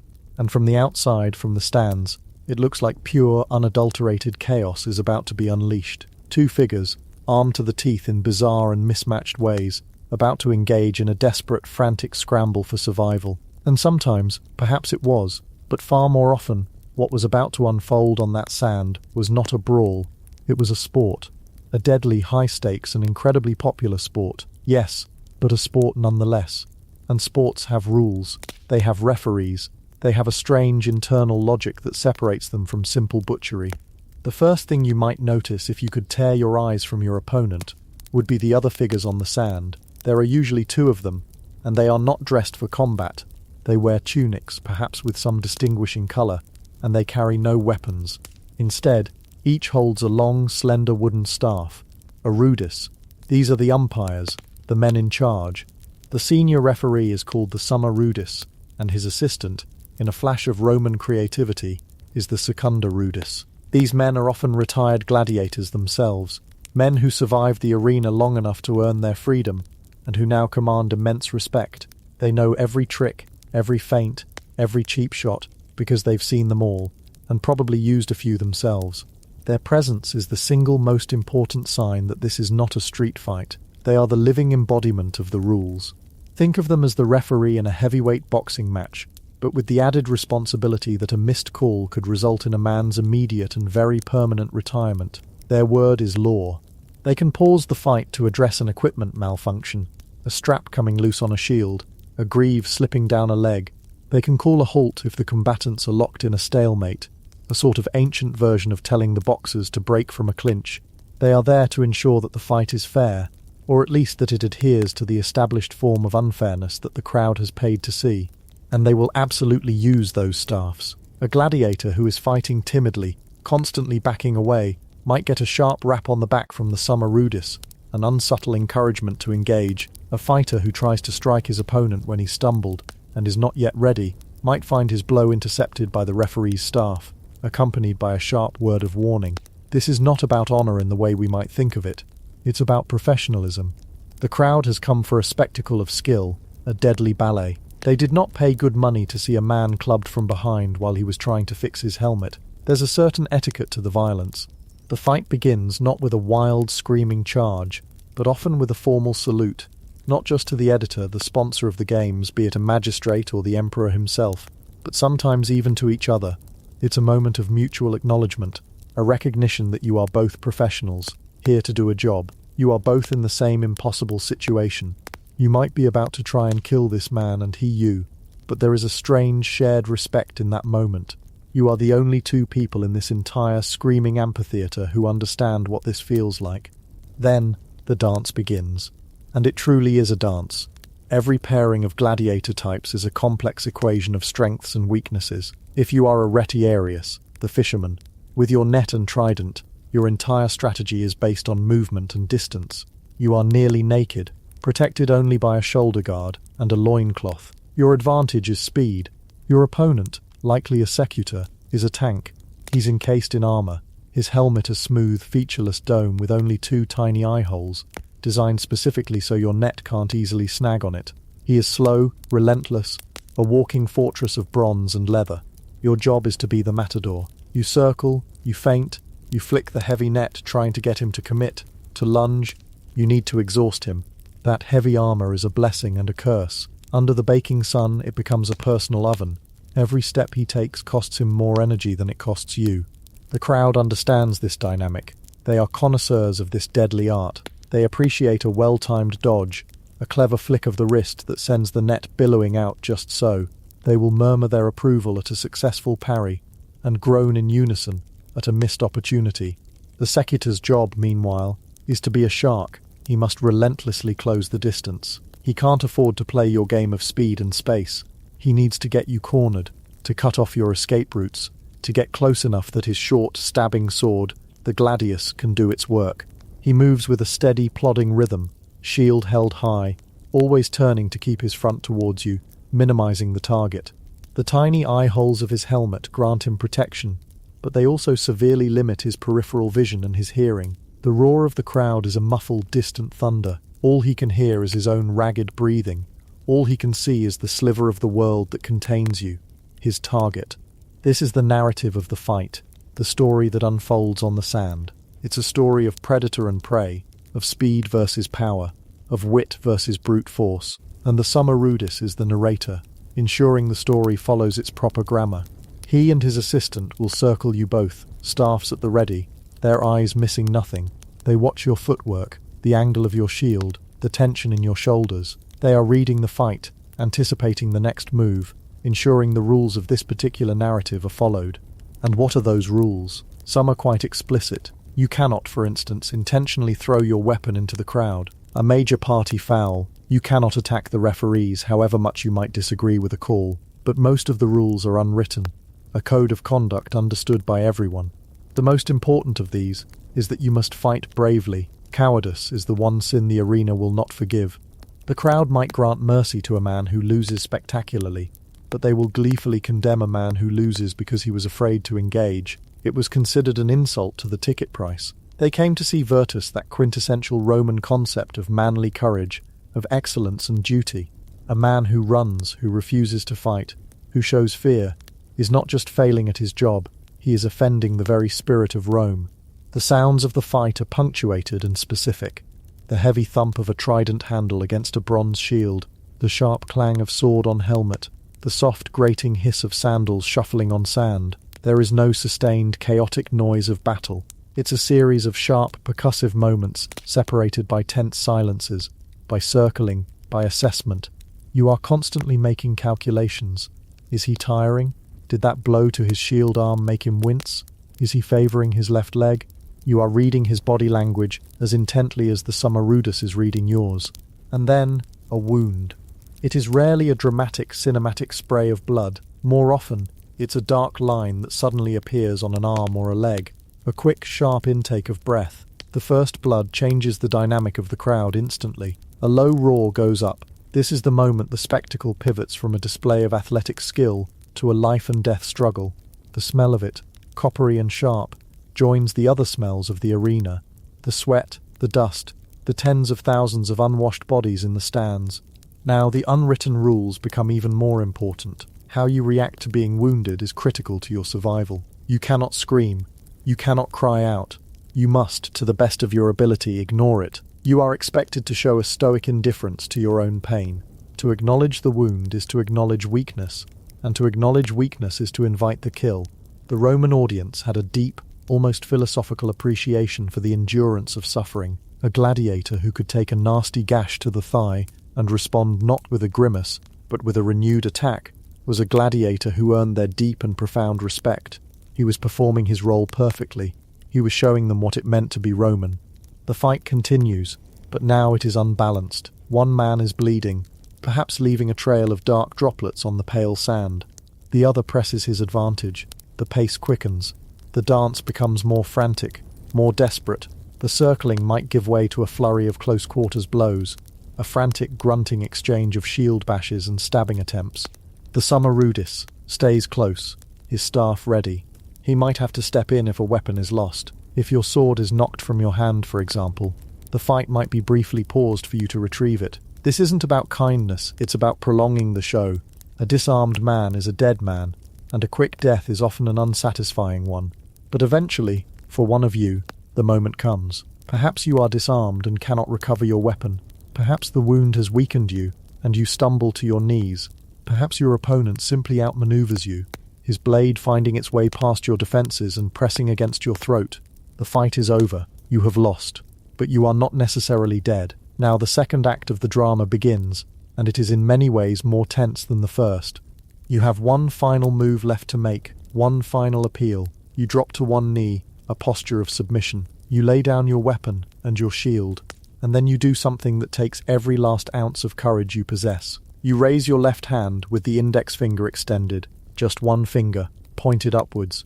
This is the ad digitum, to the finger. It is the universal sign of surrender in the arena. It is an appeal for missio, for release, for mercy. In this single, simple gesture, you are formally ending the fight and placing your fate entirely in the hands of others.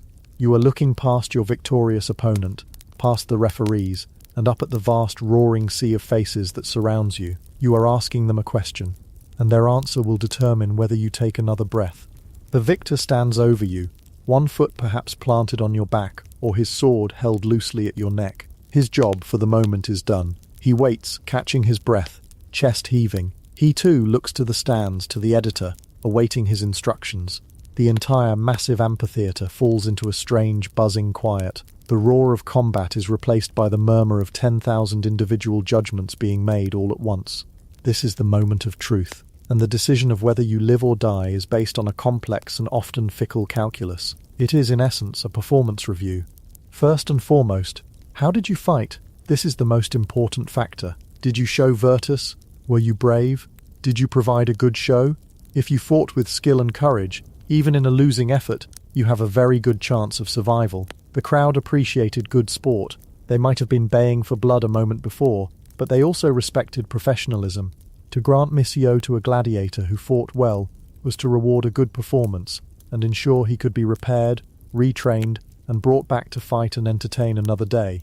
A gladiator who fought poorly, who was clumsy, or who showed fear, had a much slimmer chance. He had wasted their time. Second, are you a celebrity? Just like modern athletes, some gladiators were superstars. They had fan clubs. Their images were scribbled as graffiti on walls. Their names were known throughout the city. If you were a popular veteran, a crowd favourite, your chances of receiving mercy were vastly higher. The crowd had a vested interest in you. They had wagered on you. They had followed your career. They felt a strange sense of ownership. Killing off a star athlete was just bad for the sport. Third, and this is a wonderfully Roman detail, there was a financial consideration. You were not a person. You were an asset. You were owned by your lanista, and you had been rented out to the editor for these games. There was a contract. The contract stipulated a rental fee, but it also stipulated a much, much higher price if you were killed. If the crowd condemned you to die, the editor had to pay your owner a sum that could be 50 times the rental fee. So the editor, sitting there in his grand box, had to make a quick calculation. Is the political goodwill I'll gain from satisfying this bloodthirsty crowd worth the massive payout I'll have to make to the Lannister? Sometimes, if the condemned gladiator was particularly unskilled or unpopular, the answer was yes, but killing off a prime, expensive and well-trained piece of property for a moment's satisfaction was, quite simply, bad business. And finally, there was the simple, unpredictable mood of the day. Was it the first fight of the morning, or the 10th? Had the crowd already seen a lot of death, and were they perhaps a bit numb to it? Or were they restless and bored, in need of a jolt of genuine red-blooded finality? What was the mood of the emperor, if he was present? Was he feeling magnanimous, or was he in a foul temper? Your life could hang on whether or not the most powerful man in the world had had a good breakfast. All of these factors swirled in the minds of the thousands of spectators as they looked down at you, the defeated man on the sand. You, for your part, are on your knees, your helmet probably off now, your face exposed, trying to look noble, stoic, and worthy of life. You do not beg, you do not cry. You appeal to their judgment with your dignified posture. The editor rarely made the decision alone. He would look to the crowd to gauge the general consensus, and the crowd would let him know. If they wanted you to live, they would begin to shout, "Mitty, let him go," or "Miss him, send him away." They would wave pieces of cloth or handkerchiefs, a fluttering sea of white that signalled their desire for mercy. It was a vote of sorts, a loud, chaotic, and very public poll. But if they wanted you to die, that's when the famous gesture came into play, the police verso, the turned thumb. Now, for centuries, we have been shaped by a single, powerful image, largely thanks to a 19th century French painting by Jean-Léon Gérôme. That image is of a mob of bloodthirsty Romans, all jabbing their thumbs downwards, a clear and unambiguous signal for death. It's a gesture we still use today to mean failure or disapproval. The problem is, it's almost certainly wrong. The historical sources are frustratingly vague on what police verso actually meant. Does turned thumb mean down? Or does it mean up? Or does it mean sideways? There are several compelling theories. One is that a thumb tucked inside a closed fist, like holding a sheathed sword, meant spare him, sheathe your weapon. In contrast, a thumb stuck upwards, symbolizing a drawn sword, meant kill him. In this interpretation, the Hollywood thumbs up would have been a death sentence. Another, perhaps more visceral and likely theory, is that the death signal was a thumb jab towards the throat, a clear, unmistakable instruction. Put the sword in here. Whatever the precise gesture was, it was not the gentle downward flick we see in the movies. It was a sharp, angry, violent motion. The crowd would not just make the gesture, they would scream, or jugular, cut his throat. They would become a single monstrous entity, a beast with thousands of throats, all roaring for your death. The editor sees the gestures, hears the shouts. He takes the temperature of the room, and then he makes his decision. He gives the signal.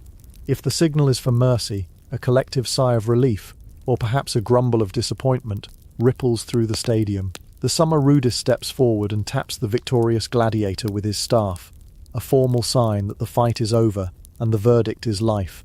The winner helps you to your feet. In a remarkable display of sportsmanship, you might even clasp hands or exchange a nod. You have both survived. You will be led from the arena, back through the gate of life, the Porta Sana Vivaria, to the physicians who will try to patch you up. You have earned your life for another day. You get to go back to the barracks, back to the routine, back to the knowledge that you will have to do this all over again. But if the signal is for death, the atmosphere in the arena changes. A hush of anticipation falls. This is the climax. This is the moment of ultimate truth. The victorious gladiator is now no longer an athlete. He is an executioner. This is part of his job description. He repositions himself. You, the defeated, are expected to perform your own final act with as much dignity as you can muster. This is the concept of the good death. It was your final and most important performance. You were not to struggle, or plead, or weep. That would be shameful. A bad death that would dishonor yourself, your opponent, and the proceedings. The proper way to die was to accept your fate with stoic grace. You would remain on your knees. Sometimes you would even reach out and grasp the thigh of your executioner to steady yourself. Other times you would grasp his sword hand, guiding the blade to your own throat, or placing your neck firmly against the steel to ensure a quick, clean cut. You were to look your killer in the eye, unflinching. It was the ultimate act of control in a situation where you had none. You could not choose to live, but you could, in a way, choose the manner of your own death. The crowd would watch this final moment in rapt silence. They were judging your death as much as they had judged your fight. A gladiator who met his end with this kind of courage would be remembered with honor. His death had meaning. It was a lesson in Roman virtue. The final blow would be swift, a thrust of the sword into the neck, or perhaps into the back between the shoulder blades to pierce the heart. The body would slump onto the sand, and the crowd would erupt, not necessarily with joyous cheers, but with a great cathartic roar. The tension was broken. The story had reached its proper bloody conclusion. Then the clean-up crew would arrive, and in true Roman fashion, it was theatrical. A man dressed as Charon, the mythical ferryman of the underworld, would step onto the sand. He would carry a large hammer, and he would ceremonially tap you on the forehead to ensure you were truly dead. Another attendant, dressed as the god Mercury, messenger of the gods, would touch your body with a heated wand, another test for any signs of life. Once your death was officially confirmed, The anonymous slaves, the Libitinari, would rush out with a stretcher. They would hook a large metal hook into your body and drag you unceremoniously from the arena through the gate of death, the Porta Libitinari. Named after the goddess of funerals, your corpse would be stripped of its armor and weapons. That equipment was far too valuable to be buried and taken to a room called the Spoliarium. There you would wait, another piece of meat in a pile, for a mass burial in an unmarked pit. The victor, meanwhile, received his rewards. He would be presented with a palm branch, a symbol of victory, and often a crown. The summer Ludus would raise his arm to the crowd, and he would soak in their adulation. He might do a victory lap around the arena, and most importantly, he would receive the prize money. His survival was profitable. His skill had been validated. He would leave through the gate of life, his head held high, while the sand was being raked over the dark patch where you had fallen, making the arena clean and ready for the next pair of combatants.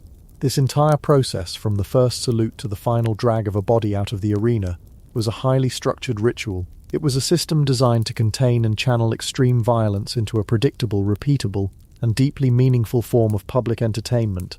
It wasn't just a fight, it was a morality play, a story about courage, skill, fate, and the proper way for a man to face his own end. Every gesture, from the raised finger of surrender to the final accepting nod, was a part of that script. And you, as a gladiator, were simply the lead actor, whose one and only performance review was conducted by 50,000 screaming fans, with the understanding that a bad review meant you wouldn't be coming back for a second show. The rules were brutal, the judgment was fickle, but there was a judgment, there were rules, and it was in that strange, violent and highly regulated space between life and death that the entire world of the gladiator existed. You lived, you fought, and you died by the judgment of the crowd, by the peculiar and unforgiving rules of blood and sand. Chapter 6. The Paradox of the Infamis. Celebrity, sex, and survival. But the rules of blood and sand were, in many ways, the simplest part of the equation. Inside the arena, the objectives were clear, the dangers known. You knew your opponent, you knew the weapons, you knew the goal was survival. It was a terrifying but brutally straightforward form of existence. The real complexity, the truly dizzying part of being a gladiator, began the moment you stepped out of the arena. It was there, in the streets and villas and back alleys of Rome, that you had to navigate a completely different set of rules, a social code so full of contradictions it could give you vertigo. For a gladiator was not one thing, but two, held in a constant dangerous tension. He was both a god and a ghost, a hero and a piece of trash, celebrated and despised, all at the same time. He was, in the eyes of Rome, a walking paradox.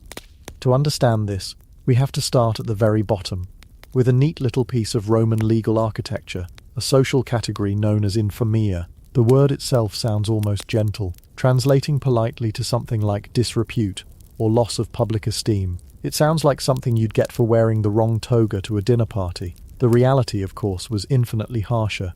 To be branded infamias was to be legally and socially cancelled, in the most profound way imaginable. It meant you were, for all intents and purposes, a non-person. You couldn't vote, you couldn't hold public office, you couldn't even represent yourself or others in a court of law. Your word, under oath, was legally worthless. You were grouped in with the lowest of the low, actors, prostitutes, pimps, and anyone else whose profession involved selling their body for the entertainment or use of others. And that is exactly what a gladiator did. He sold his body, his life, his very blood, for the amusement of the crowd. So, legally, you were property, you were a tool, an asset owned by your lanista. You could be bought, sold, rented out, or killed, all according to the whims of your master and the demands of the market. You had fewer rights than the stray dogs that roamed the city. You were human refuse, the living embodiment of social failure. This was your official, state-sanctioned identity. It was a brand seared onto your very existence, a shadow that followed you everywhere. This was the infamy part of the paradox. And yet, if we could take a walk through the streets of ancient Pompeii, just before Vesuvius decided to redecorate, we would see a very different story scrawled across the city walls. Roman cities didn't have social media, but they had walls, and those walls were the public timeline, the message board, the comments section of the ancient world. And on those walls, among the political slogans and declarations of love, you would find the names of gladiators everywhere. They were the talk of the town, We see one bit of graffiti declaring that a Thracian-style gladiator named Ludus is the Suspirium Puellarum, which translates as the sigh of the girls, or more bluntly, the girl's heartthrob. Another praises a Retiarius, a net fighter named Crescens, as the master and doctor of the girls by night. This wasn't just a niche interest. This was mainstream culture. It's like walking through a modern city and seeing posters of movie stars or athletes. Successful gladiators weren't just fighters. They were bona fide celebrities. Their images were everywhere. You could buy little oil lamps molded in the shape of a famous gladiator, helmet and all. Wealthy Romans would commission vast, intricate mosaics for the floors of their villas depicting famous bouts, naming the gladiators involved, immortalizing their victories and sometimes their noble deaths. There were terracotta figurines, little action figures of popular fighters that children might play with. Imagine that, your child playing with a toy version of a man whose real-life job is to be publicly slaughtered for your entertainment. It's a level of cognitive dissonance that is frankly breathtaking. They had stage names, just like modern professional wrestlers, names designed to be memorable, to build a brand. You had Flamma, the Flame, Spiculus, the Spike, Crixus, the Gaul. These names were whispered in taverns and shouted in the stands. People would follow their careers, debate their fighting styles, and place bets on their chances. Fans would form factions, fiercely loyal to a particular type of gladiator, the heavily armed secutor versus the nimble retiarius. In the same way people today support rival sports teams, to be an Infamis was to be legally nothing, but to be a successful gladiator was to be a superstar. You were scum, and you were a household name. You were a slave, and you were an icon. And with this celebrity, of course, came a different kind of attention, the kind that has always followed dangerous, famous men. To put it simply, successful gladiators were the sex symbols of the Roman world. That graffiti about Celidus and Crescens wasn't an exaggeration. It was a statement of fact. There was an entire subculture of female admirers, what we might bluntly call groupies, who were fascinated by these men. They were a raw, violent and potent counterpoint to the perfumed, political, and often predictable men of the Roman upper classes. A gladiator was pure, unadulterated physicality. He was a man who lived on the edge, who faced death as a matter of routine. In a society that prized virtus, a concept blending courage, manliness and martial strength, the gladiator was a paradoxical embodiment of it. He was a slave, yes, but he displayed a form of courage that many a pampered nobleman could only dream of. This appeal cut across all social strata. For a lower-class woman, a relationship with a gladiator might offer a degree of protection or a taste of the celebrity that surrounded him. But the real scandal, the thing that Roman moralists loved to write about with a mixture of horror and fascination, was the attraction these men held for high-born Roman matrons. These were the wives and daughters of senators and equestrians, women who were supposed to be the stoic, dignified heart of the Roman family. Yet some of them were utterly captivated.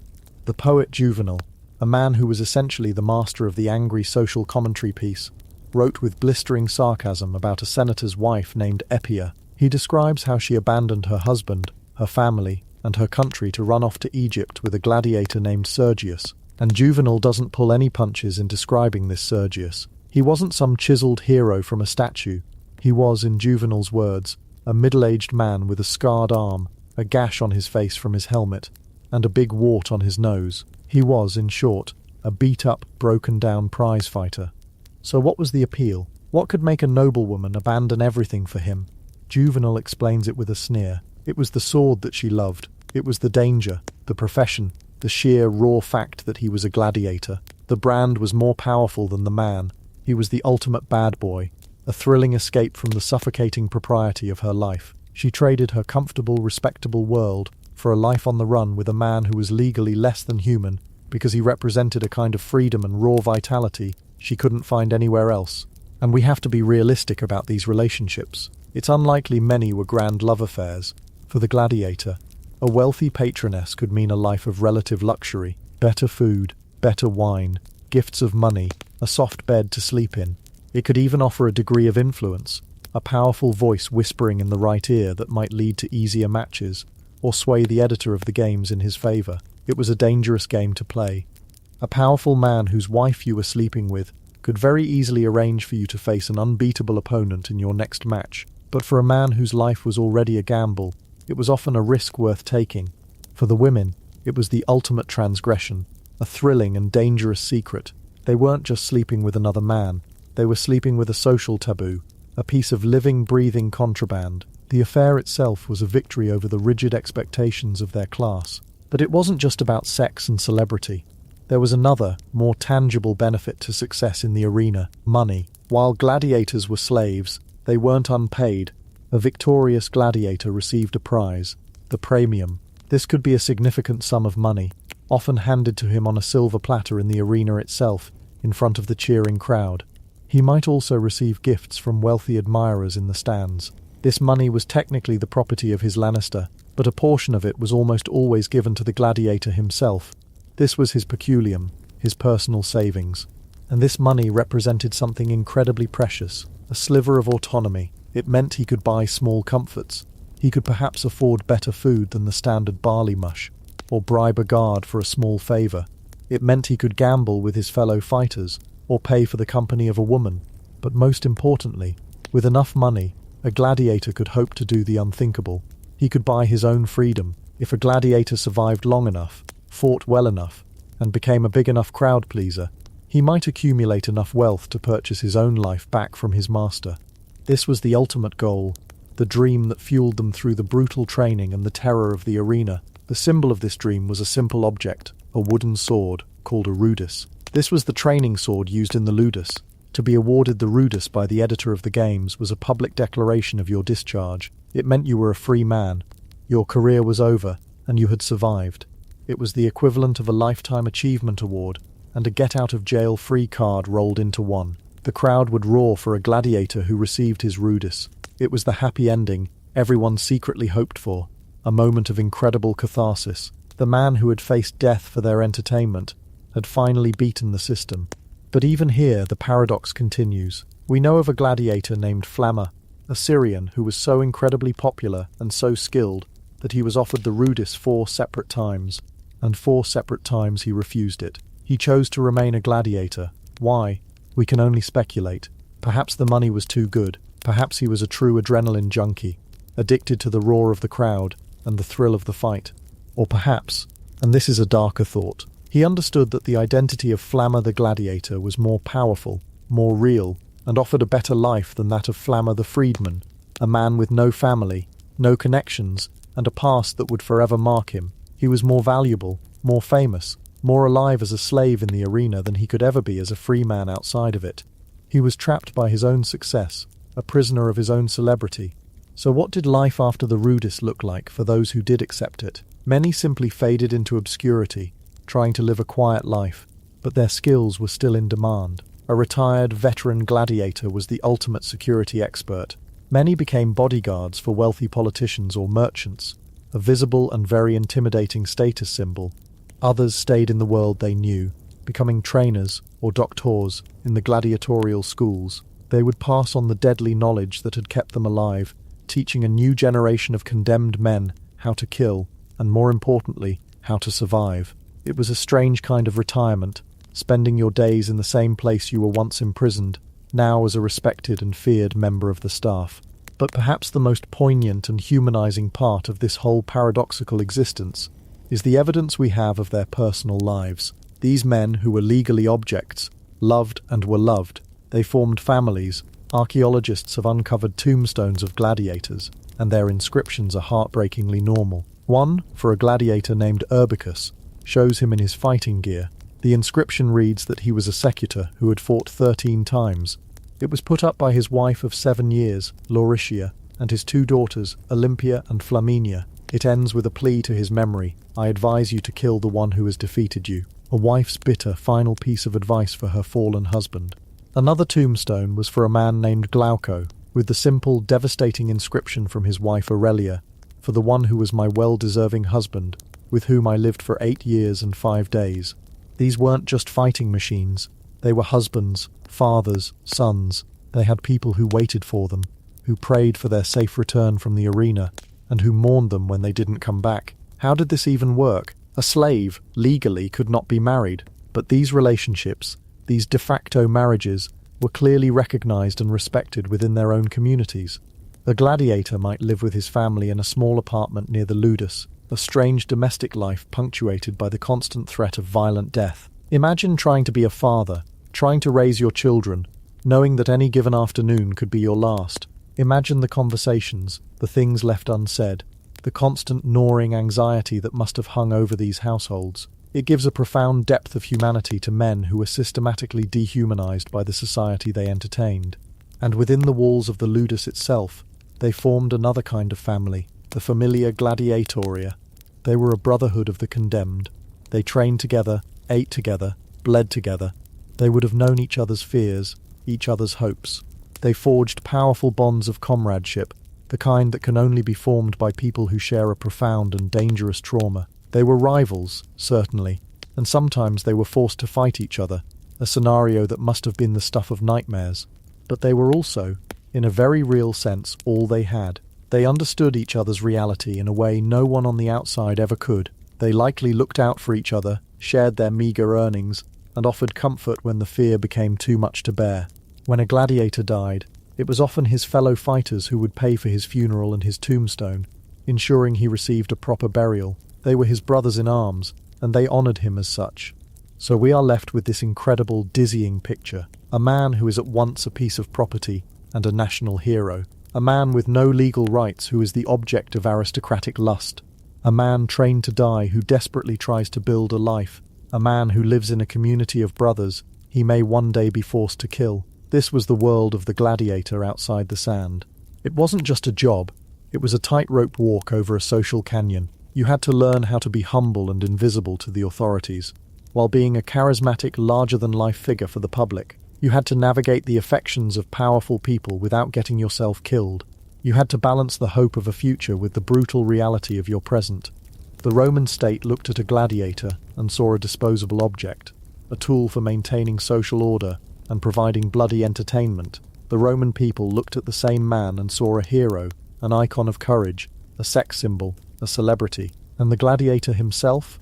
He had to stand in the middle of this hurricane of contradictions, and somehow, against all odds, just try to stay alive. He wasn't just fighting the man with the sword in front of him, he was fighting the entire, baffling, brutal structure of Roman society. He lived in the space between the law and reality, between infamy and adoration, a living ghost, a celebrated slave, a man who was nothing and everything, all at once. Chapter 7. The Final Freedom, the Ludus, or the grave. And so he stood there, a paradox made of muscle and scars, a man who was nothing and everything, all at once. But that state, that impossible balancing act on the knife's edge of Roman society, could never be a permanent address. It was a temporary condition, a state of being suspended in amber, and eventually the amber had to crack. For every single man who ever stepped onto that sand, whether he was a condemned criminal or a superstar volunteer, the story had to have an ending.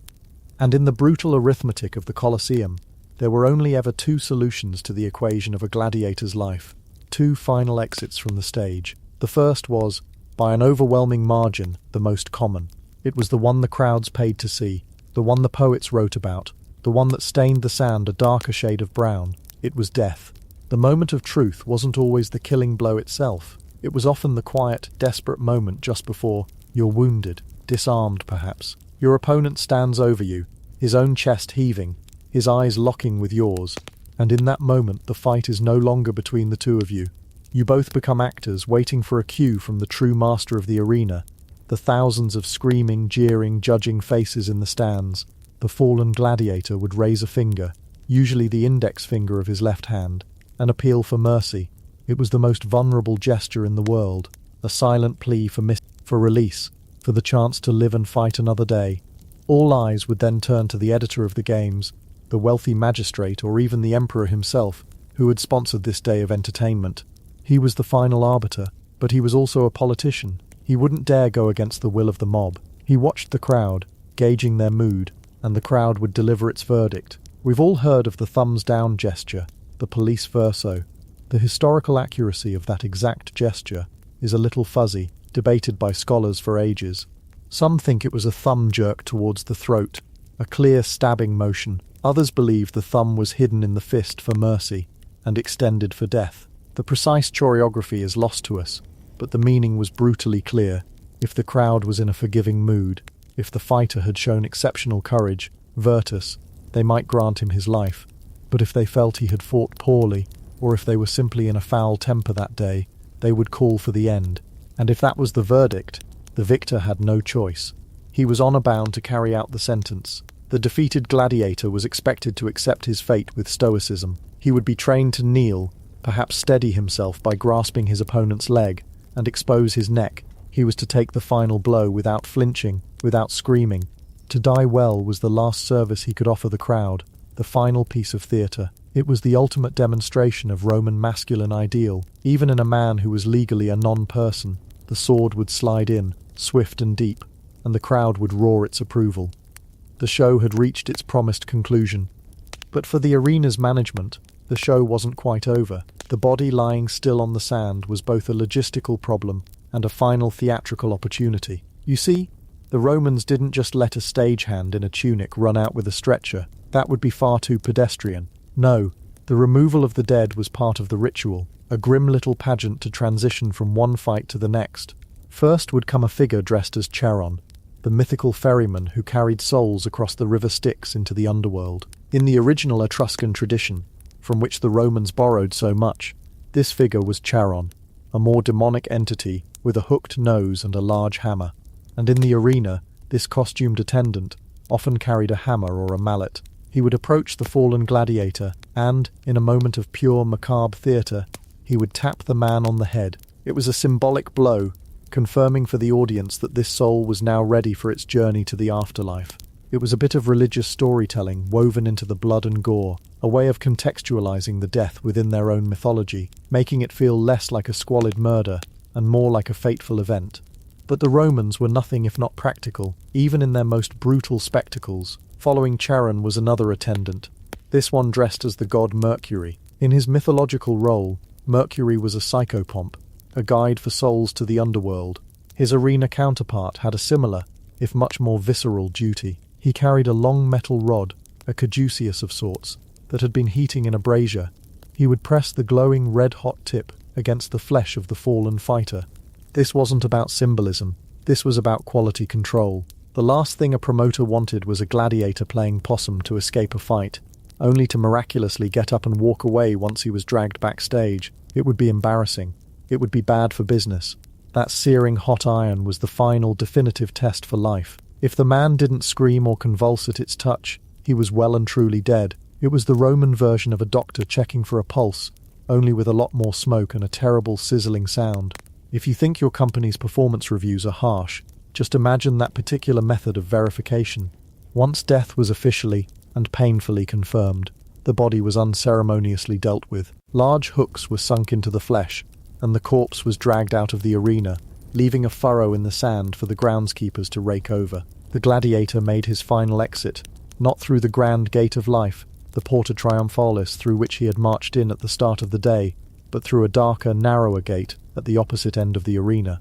This was the Porta Libertinaria, the Gate of Death, named after the Roman goddess of funerals and burial. Just hours before, he had been a celebrity, his name screamed by thousands. Now he was just a piece of meat being hauled away like so much rubbish.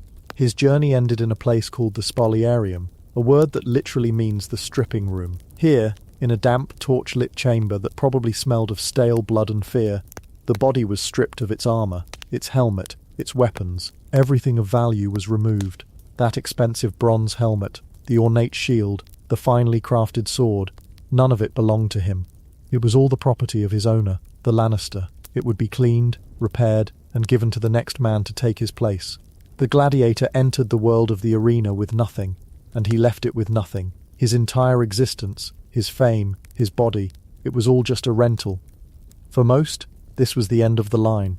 Their bodies would be disposed of in mass graves or burial pits, forgotten to history. But gladiators, for all their low status, had a strange kind of camaraderie. They understood that no one else could possibly comprehend the life they lived, and so many of them pooled their meagre earnings to form burial societies, what the Romans called collegia. These were essentially social clubs with a very practical purpose, to ensure that when one of their own fell, he would receive a proper burial and a gravestone. It was their one last act of defiance against a system that treated them as disposable. These gravestones are some of the most poignant and personal records we have of their lives. They give us their names, their fighting styles, their records. Flamma, the Secutor, lived 30 years, fought 34 times, won 21, fought to a draw 9 times, was granted mercy 4 times. It's a resume carved in stone. Sometimes their comrades would add a message to the unconquered, or a warning to the living: what I am, you will be. What you are, I once was. These small stones scattered across the former Roman Empire are the final whispers of men who were trained to die for the entertainment of others, but who, in the end, just wanted to be remembered as men. That was the common path, the expected one, the one that fed the insatiable beast of the games. But there was another path, a sliver of a chance, a dream so remote it was almost laughable. Yet it was the one thing that kept many of these men going. It was the hope of freedom. If a gladiator survived, if he fought with incredible skill and courage year after year, if he became a crowd favourite, the true champion of the sands, he might, just might, earn the ultimate prize. It wouldn't happen after a single match or even a dozen. This was a reward for a long and distinguished career, a career that by all rights should have ended long ago. On a special day, after a particularly stunning victory, the editor of the games might call him to the centre of the arena. The crowd, instead of baying for blood, would be chanting his name with genuine adoration, and in a moment of supreme theatre, the editor would present him not with a laurel wreath or a bag of gold, but with something far more precious. He would be given a Ludus. The Ludus was a simple wooden sword, a replica of the training swords they used in the Ludus. It was unadorned, plain, and utterly priceless, because this simple piece of wood was a gladiator's diploma, his discharge papers, and his passport to a new life. Holding that Ludus symbolized that his obligation to fight and die was over. He was no longer a gladiator. He was a free man, a Rudiorus. Can you imagine that moment? The sheer deafening roar of the crowd, not for a death, but for a life. The weight of that wooden sword in a hand that was only used to the cold, heavy reality of bronze and iron. For years, your entire world has been a cycle of training, fear, and brutal combat. Every sunrise could be your last. And suddenly, in an instant, that's all over.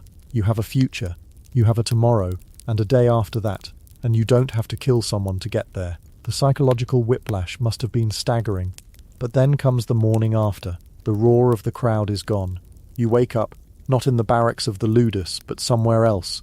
You are free, and a terrifying question begins to form in your mind. Now what? Freedom, as it turns out, is a complicated concept when your entire identity has been forged in bondage and violence. What does a man who has been trained since his youth for one specific lethal purpose do in a peaceful civilian world? His resume is, to put it mildly, a little niche. Expert in trident and net combat, doesn't have a lot of transferable skills for a man looking to open a bakery. So many of them stayed in the only world they knew. The most common and lucrative career path for a Rudiarius was to become a trainer, a doctor, back in a gladiatorial school. And it makes perfect sense. Who better to teach the next generation of fighters how to survive than a man who had actually done it? He was the living embodiment of success. He knew every trick, every dirty move, every psychological weakness an opponent might have. He could now stand on the other side of the whip. He had authority. He had respect. He could command a high salary, hired by a Lannister to turn raw recruits into profitable killing machines. It was a life of relative comfort and immense prestige within that dark world. He was no longer the property. He was the expert consultant. Some particularly famous Rudiari could command even more glamorous positions. Wealthy politicians and nobles loved the cachet of being protected by a legendary champion of the arena. They would hire these ex-gladiators as personal bodyguards. It was the ultimate status symbol, like having a Super Bowl champion as your head of security. The gladiator's fame was his brand. His mere presence was a deterrent. He was a walking, talking billboard for his patrons' power and influence. He would trade the roar of the Colosseum for the perfumed halls of a senator's villa, a life of relative luxury, though one that still depended on his capacity for violence. A few might even return to the arena, not as fighters but as referees or umpires. They were called the Summa Rudis. Dressed in white tunics, they would carry a long staff to separate fighters and enforce the complex rules of engagement. Imagine the irony. The man who once lived and died by the referee's call now held that power of life and death over others. He would know, with an intimacy no one else could possess, exactly what the two men in front of him were going through. He would know when a man was truly defeated, when he was faking, and when he was showing the kind of courage that deserved missio. It was perhaps the most surreal of all post-arena careers. But what about the ones who just wanted to leave it all behind? The ones who wanted to take their earnings, buy a small farm in the countryside, and never see a sword again. It was surely the dream for many, but it was likely very difficult to achieve. A famous gladiator's face was as recognizable as an emperor's. Their exploits were depicted on mosaics. Their figures were molded into oil lamps sold at souvenir stands outside the amphitheater. They were the sports heroes of their day. Trying to fade into obscurity would be like a modern rock star trying to live anonymously in a small town. The past would always follow them. People would point and whisper. They would be forever defined by what they had been, not what they were trying to become. And we have to consider the deeper scars, the ones that weren't visible on the skin. Today we would call it post-traumatic stress disorder. How does a man who has killed other men for sport, who has lived with the constant gnawing threat of a violent death, simply switch that off?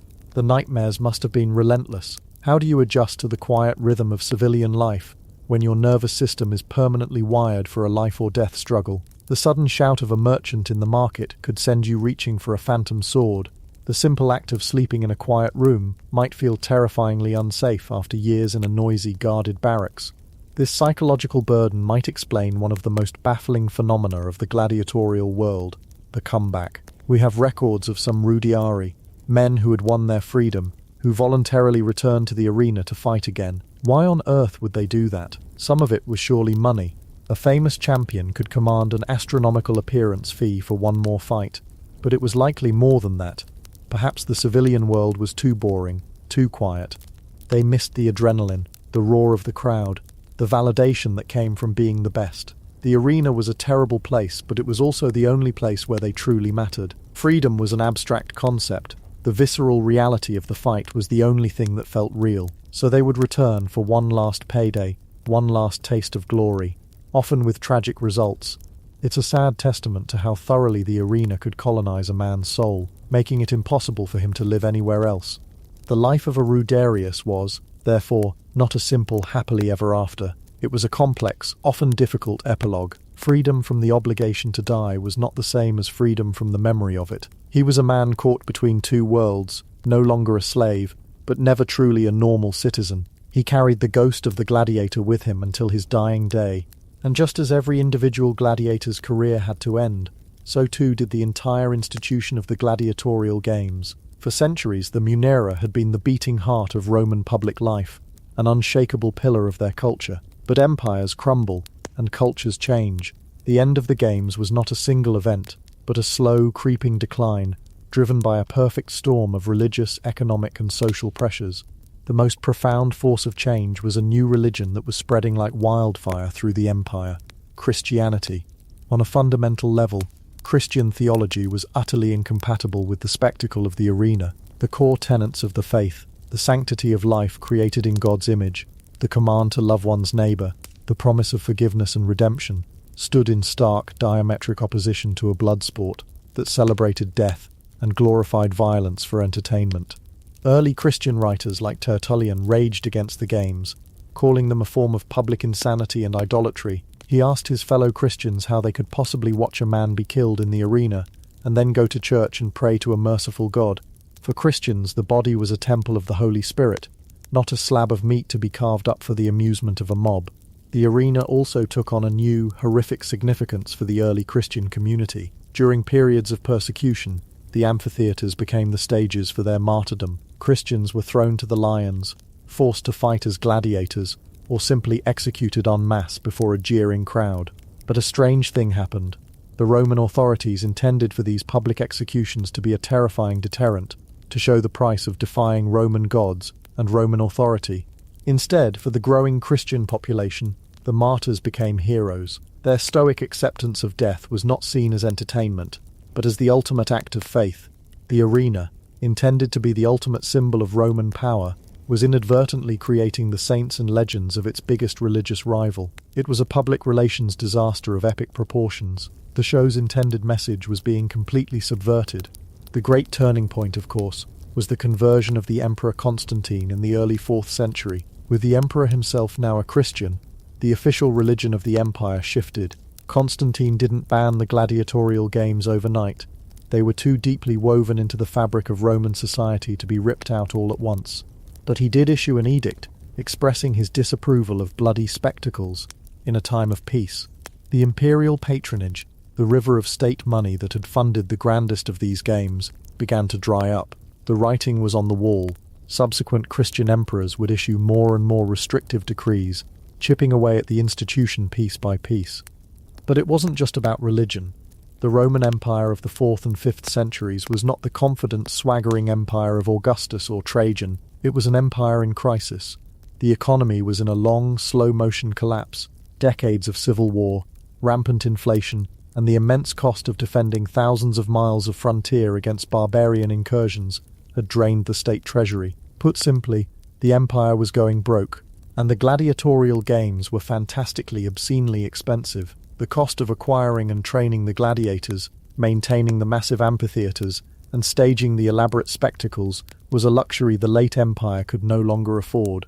A provincial governor or a local magistrate, faced with a crumbling aqueduct, a road in disrepair, and Germanic tribes massing on the border, had to start making difficult choices. Spending a fortune on a day of games began to look less like a civic duty and more like a reckless extravagance. The practical needs of a struggling empire began to outweigh the demand for public entertainment. The blood and sand were a budget line item that could finally be cut. The decline was gradual. The games disappeared from the smaller provincial towns first, lingering on in the great cities like Rome and Carthage. There were occasional revivals, attempts by pagan traditionalists to bring back the old ways, but the momentum was unstoppable. The final gladiatorial contest in the city of Rome is traditionally said to have taken place around 404 AD. The story goes that a Christian monk named Telemachus leaped into the arena to try and stop the fight, and was stoned to death by the furious crowd for his trouble. The Emperor Honorius was so appalled by this that he issued a definitive ban on all gladiatorial combat.